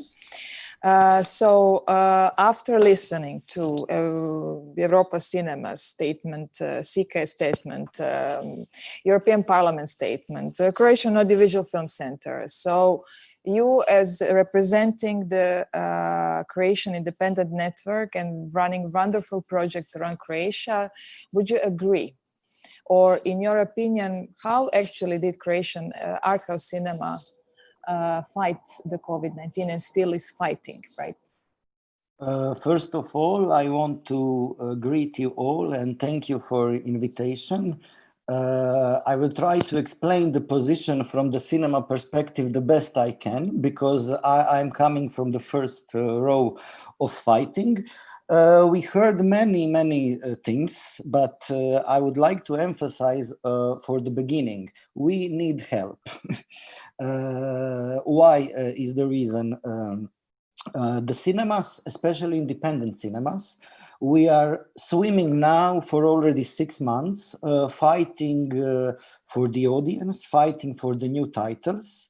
We are doing the best we can in all those circumstances, but what is most frightening is that it seems that some kind of the new lockdown is coming on us, and things are not going to be better before the spring. And I think that without any help, we will hardly survive.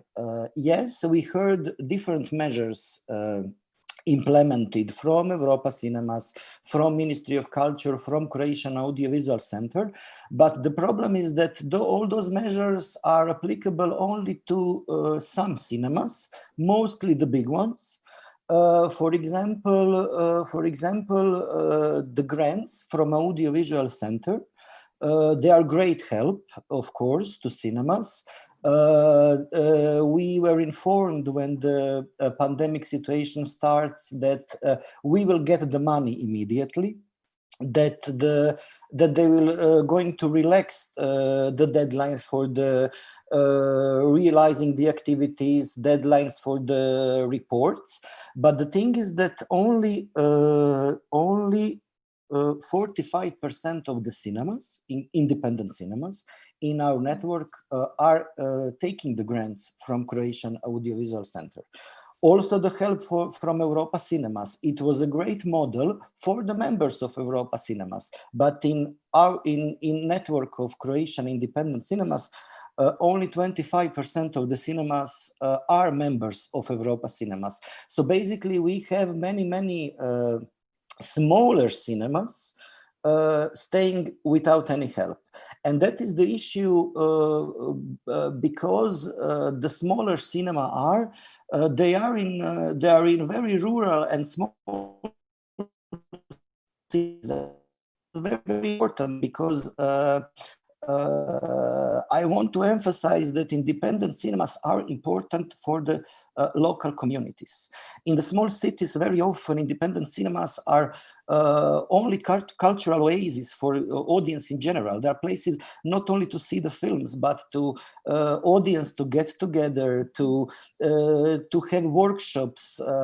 Cinemas in local communities are only places for local school and children to come to the cinemas. So that is the problem, that most of the smaller cinemas are left without any support, and that is something we need to think about and to address when we talk about all these measures, because we made a little statistic that a drop in the number of visitors in independent cinema network is from 50% to as much 85%.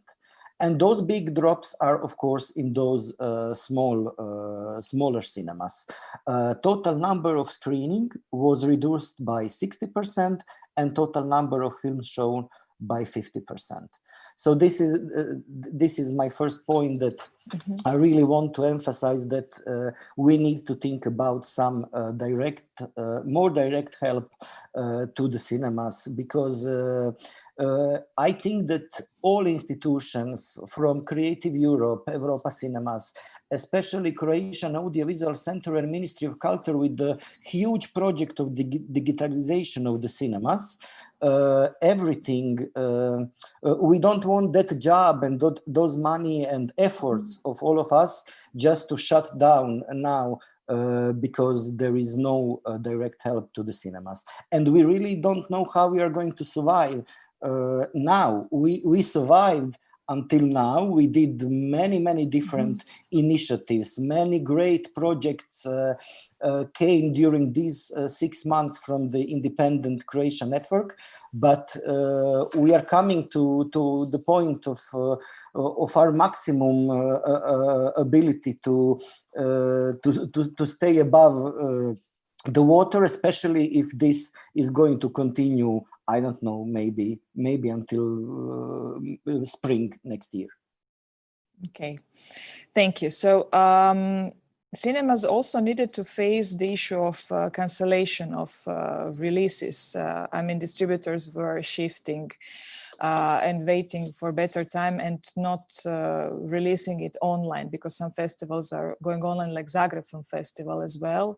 And it was a bit difficult moment for them in terms of screening of films, because not every single sales agent, distributor was willing to screen in it online. Unfortunately, we were left out with this only option, so that we are still connected. But if I would tackle the issue with VOD and SVOD, Chris, what do you think? What did we lose and what did we gain? And can actually audiovisual directive help in strengthening the European context? Because I've heard in lots of events that we are offering Lumiere, that database films, then also Eurovod is also focusing on the EU content, but it's difficult to fight against the American blockbusters. And I know it's your favorite topic and that you have a lot to say, but where we are when it comes to the directive and how can we strengthen European content? Yeah, I think the big streaming platforms, American they are for the most part, if not exclusively, have already before the pandemic been pointing to a direction in which the viewership was heading. The pandemic accelerated the changes that were there and obvious. I think there's a future for cinema, but I also think that the relative positions of the streaming services and cinemas are going to shift as a result of inevitable changes and also the pandemic. Does the directive help? The directive, as is the case with all directives, is a tool for use by member states. And the question is how well the member states will use it. I offer you the model of France as a model of a member state that will indeed take maximum advantage of the directive in its implementation. And that means that the streaming platforms will have a series of very serious obligations to contribute to the financing of movies in France and to produce movies in France, both. And that's something that not all countries are doing. The French have historically led the way, and I think have historically been proven right in the models that they've chosen. So it remains to be seen how well we will be able to position ourselves in Europe in the inevitable changing environment that we're facing. It doesn't mean that people won't go to the movies still once the pandemic goes by. They will. But I think certain habits have been acquired now that are simply going to have a lasting effect. And also, I guess, you know, if this were a world in which you could transfer resources, this would have been the moment in which those who have actually demonstrably benefited from the pandemic would have made a contribution, more than symbolic contributions in individual member states, but would have contributed to independent cinemas, for example, for the benefits that they accrued, from the benefits that they accrued from the pandemic, because there's no doubt that they benefited. You only have to look at the number of members they have or subscribers they have, but it's not a perfect world, and it's hard to. You are now frozen. Implementation of the directive is so important. I'll stop there at the moment. You were a bit frozen. Maybe it was the sign. As Krešo said, the Croatian implementation is about to go into parliamentary debate next week. So we'll have a comment. We keep the fingers crossed. I moved to Nico because already in the introduction you wanted to tackle the issue of VOD platforms and this digital world. So maybe you unmute yourself and share with us your thoughts. What did we gain and what did we lose? Well, we lost exclusivity, but we maybe gained flexibility, but the future will tell. I think there have been throughout Europe in different countries, notably in France and I think also in Belgium, there have been some experience during the pandemic where when the cinemas were closed, they had partnerships with VOD platforms, and based on geo-blocking, the usual customer, the community of a certain cinema could watch a film on the VOD platform, and there was a revenue share with the cinema. So this is, I think, something very interesting. I also believe that in the interest of European independent film production, it's important that we use all the marketing we can get, all the promotion we can get for independent films, and maybe a model based on something like this might have some future without hurting the cinemas. I think that's a possibility. I also believe, I think one of the big problems we have, and it was already addressed by Chris, the big streaming platforms and the big internet guys, they should contribute to the culture in Europe and in other countries. So we need to create, Europe needs to create a fiscal level playing field.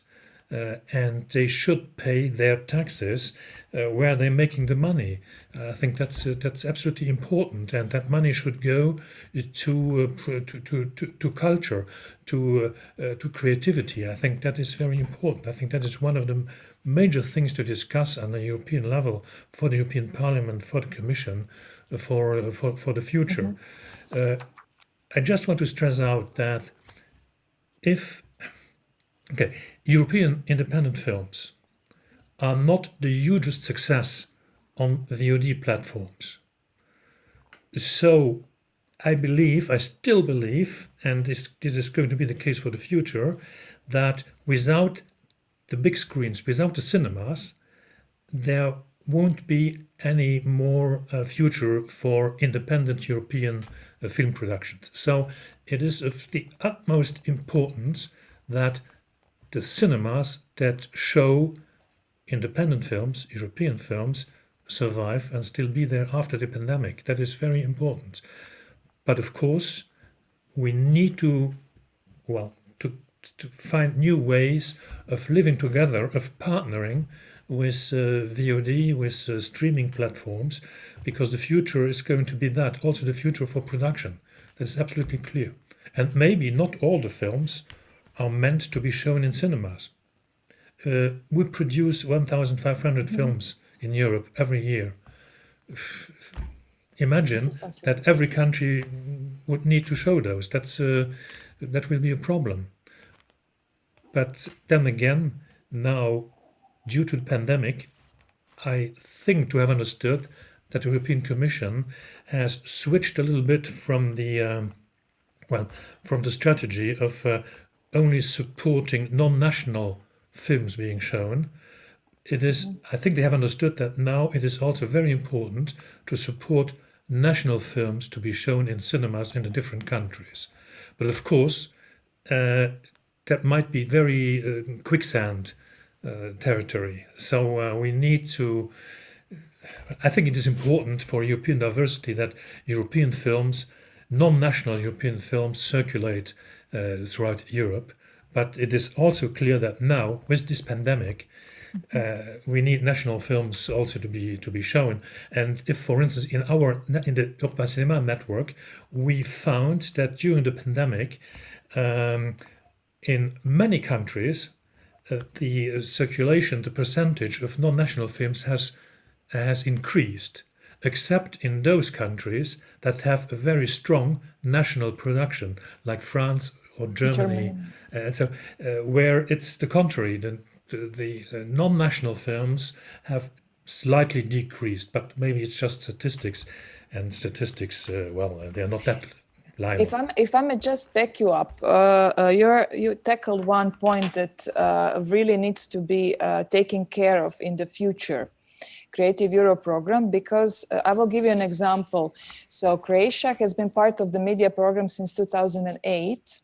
And during this time, only 2 Croatian films were bought by the sales agents who asked for the support within the distribution schemes, which is for me quite alarming, because small films coming from small countries cannot compete with films coming from big countries. And that's why I was in my introduction really focusing on more level playing field. And maybe your suggestion, for example, if we can back it up at the national level to boost the distribution support and screening of films, then the Europe should be maybe open up now for supporting the national films within the distribution schemes. So thank you, Christian. Would you agree what Nico said? Because before you disagreed, so I want to see if you're on the same tracks.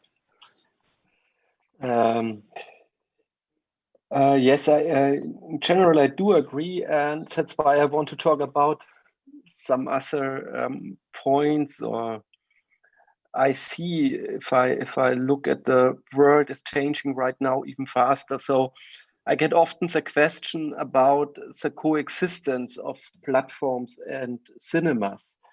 And yes, last years we had lots of noise regarding the strategy of a single global streaming platform.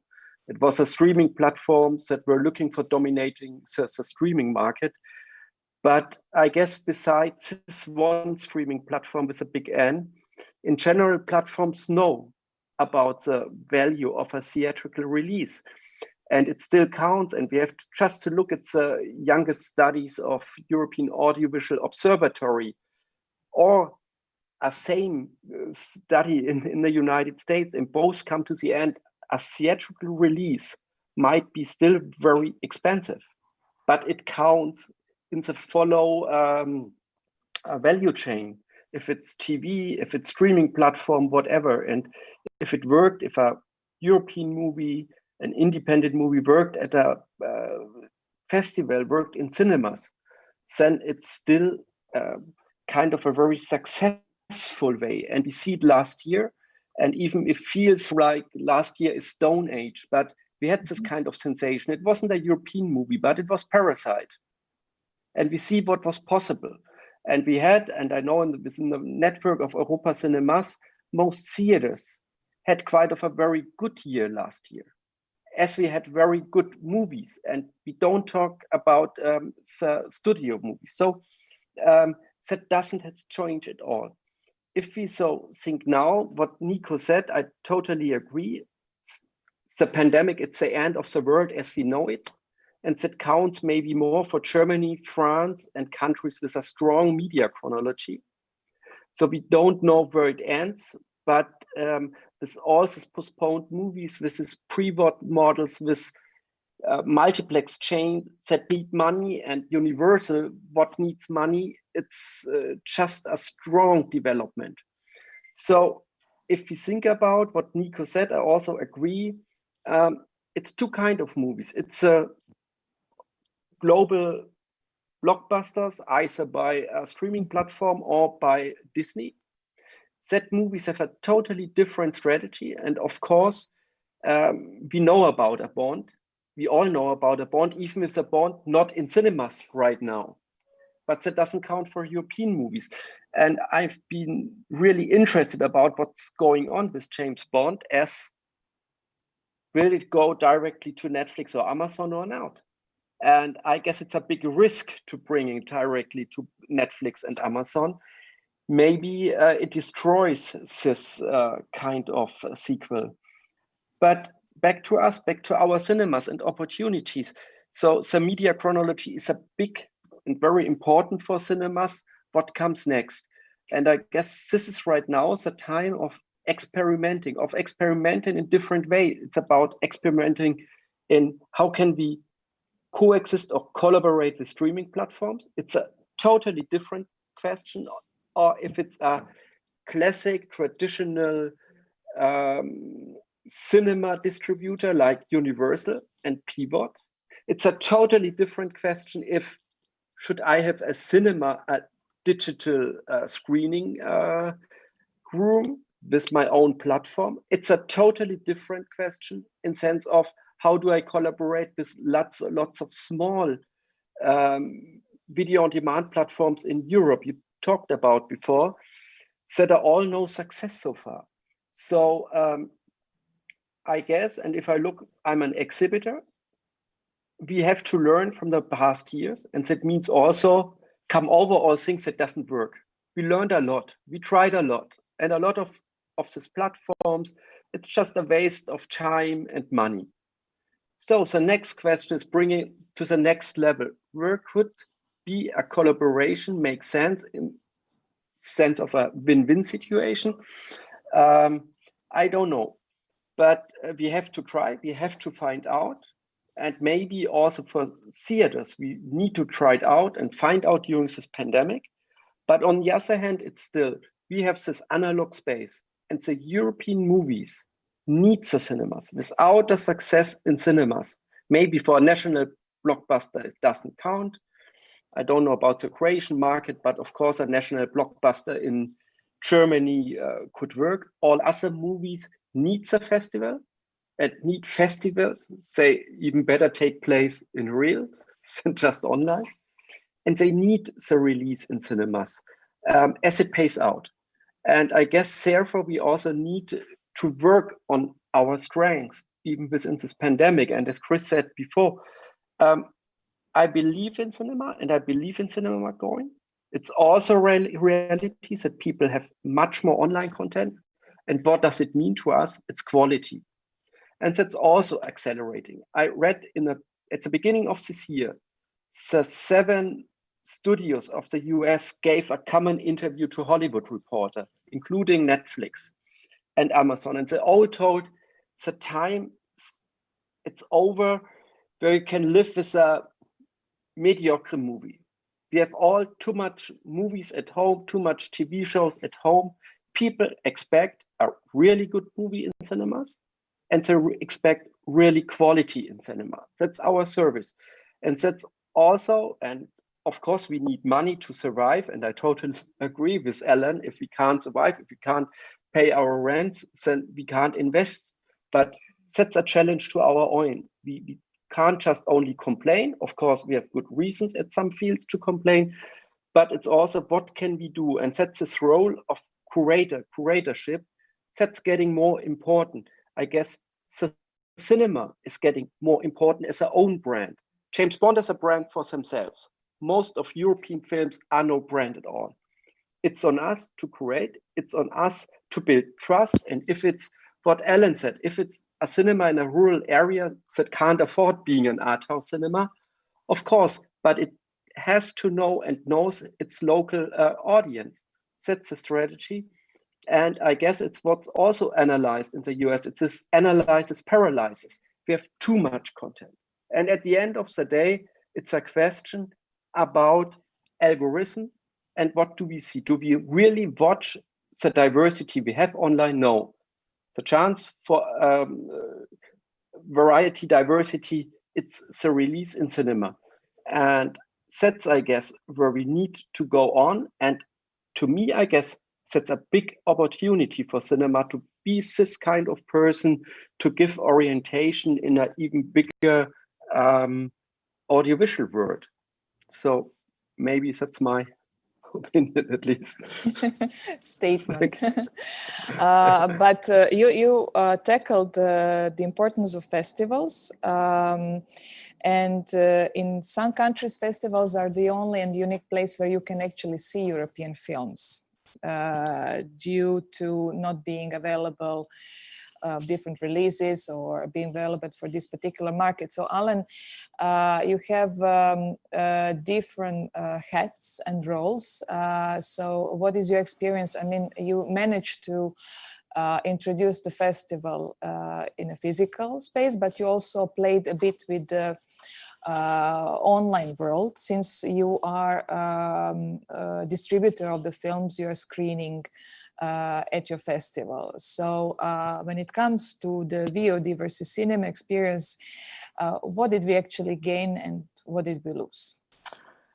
First, I must tell, before the answer to this question, I must tell a little bit about this content in the cinemas we talk about.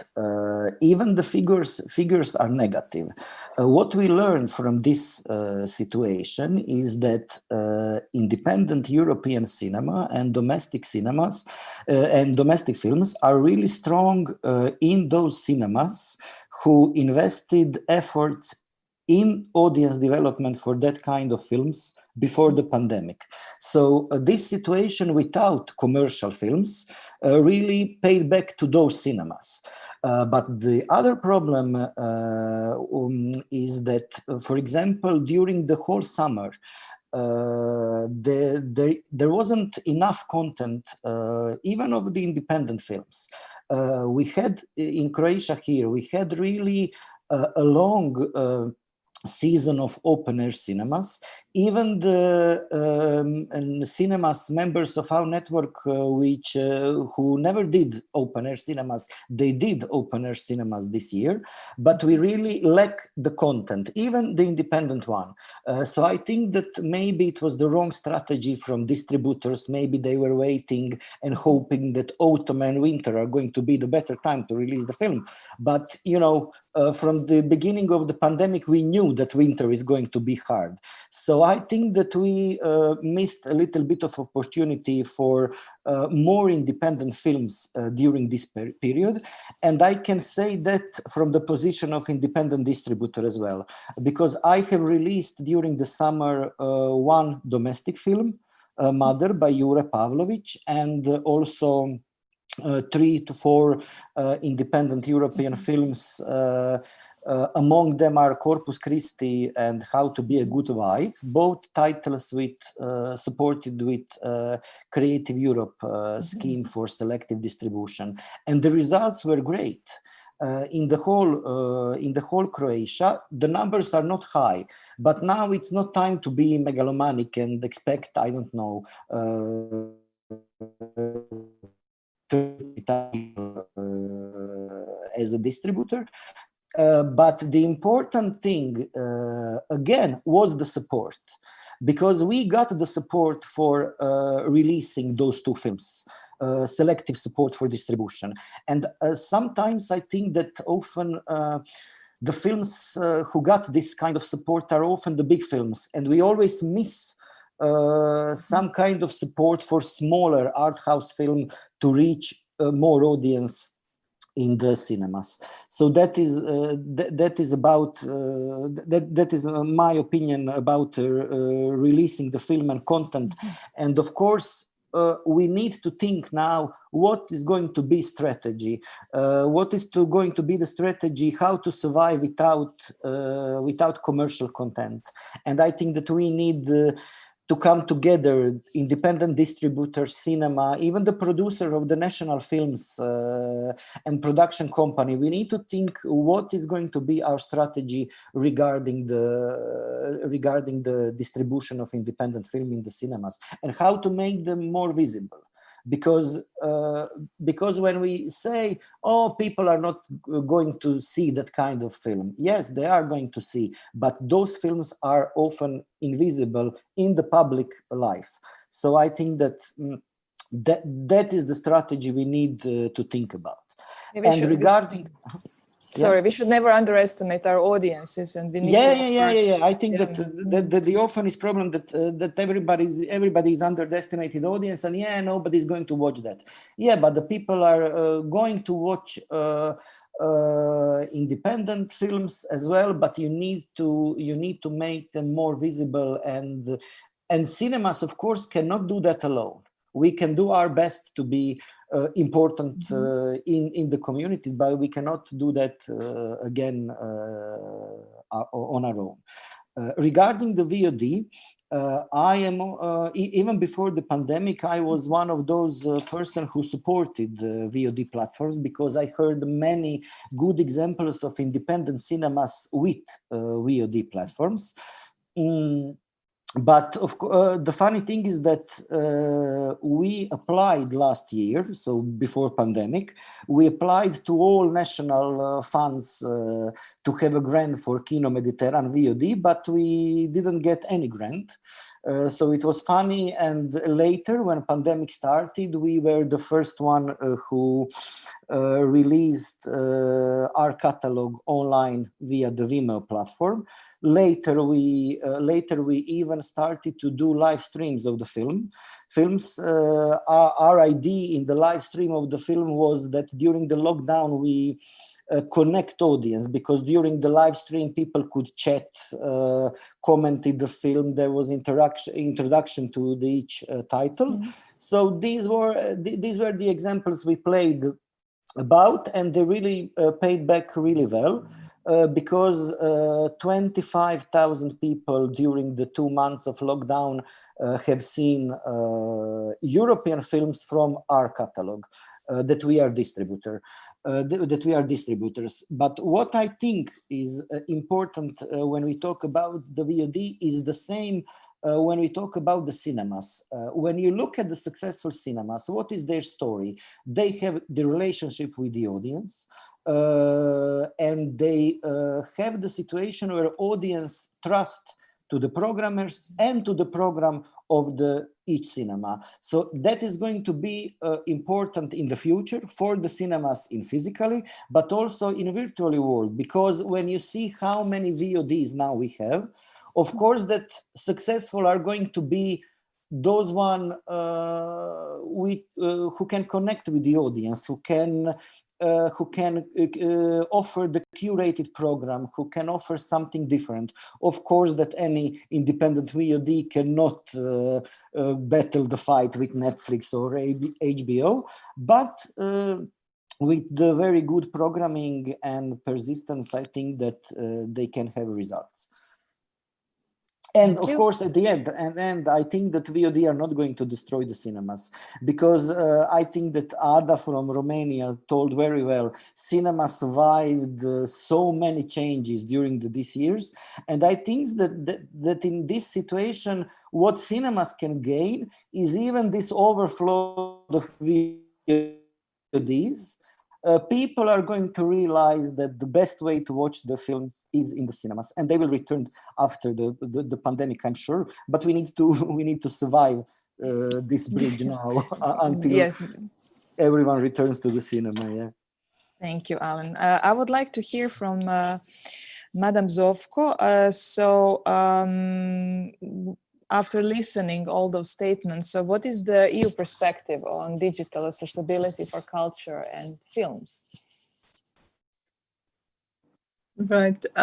First of all, thank you for all these statements, because they gave me a big overview on what the reflection is on the future of the survival of cinemas and independent movies that we do need in order to help preserve cultural diversity, on which European Union really reflects its values.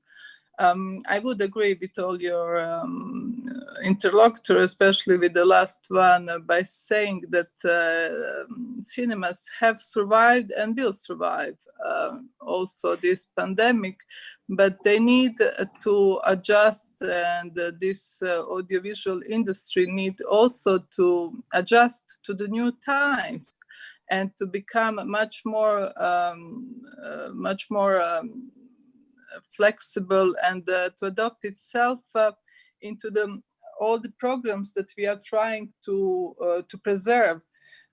especially the ones that are concerning small and medium enterprises, because I was also I was a shadow for the opinion for small and medium enterprises, where we also incorporated this sector in order to help them through all these budget lines that were not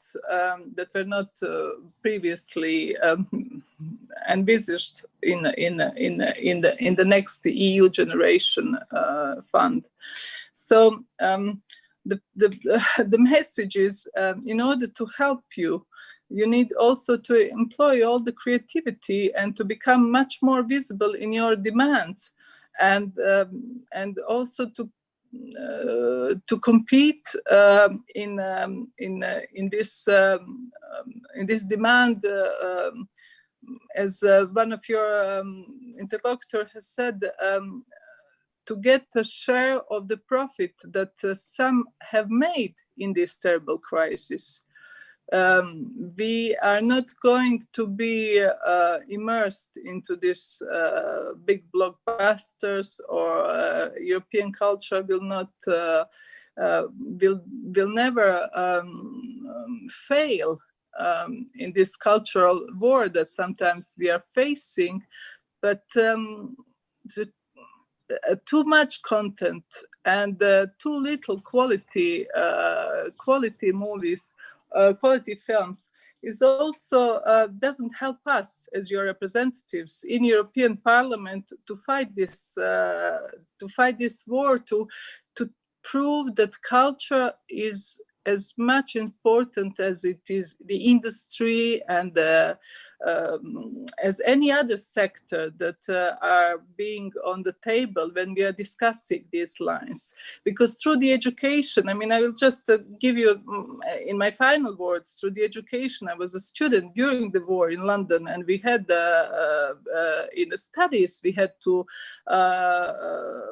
educate ourselves in Nouvelle Vague and all the movies that we were watching it at the university, and we were taught how to appreciate the movies. So combining and as well using your creativity in the education to raise a new generation, this next generation, to learn to appreciate and to learn to value independent cinema, and will help us as well to streamline all these budgets that are meant to preserve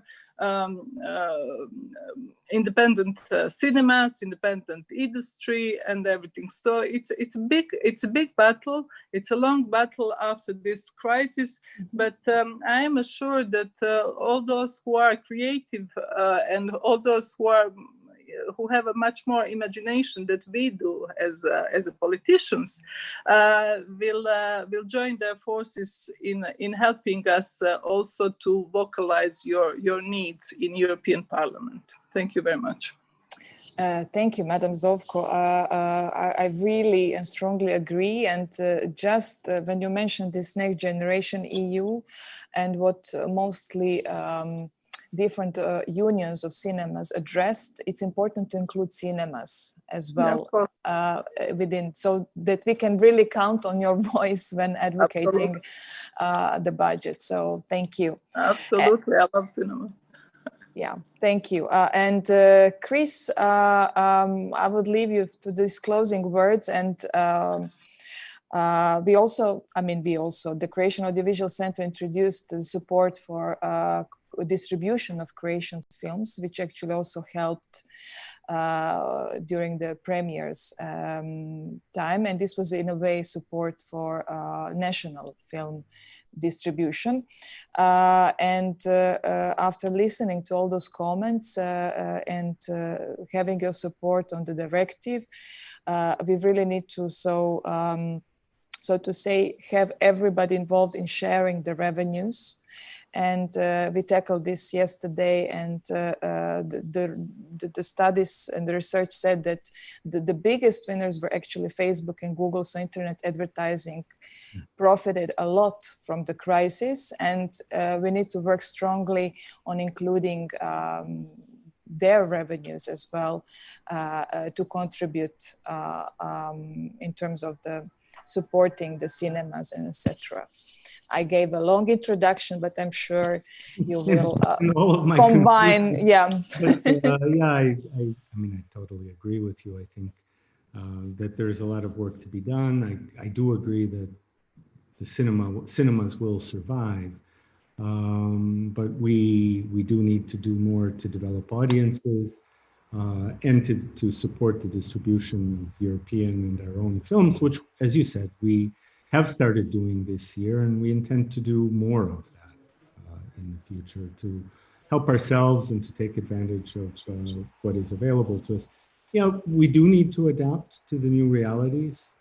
We do need to recognize that online is here to stay and take advantage of it, definitely. But at the same time, those online platforms and the bigger internet players do have a responsibility. They do make a lot of profit from what content is they consume effectively and provide to their customers. So they need to do their part as well. The European legislative framework is a help, but it doesn't have any guarantees in it unless we take advantage of them. So that's our challenge for the coming months. And we also, I agree with Alan that we need to find a way to reach those small independent cinemas that are not able to tap into our resources or those that have been made available through the Ministry of Culture, to make sure that they survive as well, because it's clear that and I visited many over the year and a half I've been in this position, they are the face of the sector in local communities, and we need those cinemas. So with that, I'll close my remarks. Thank you, Martina, and thank you all.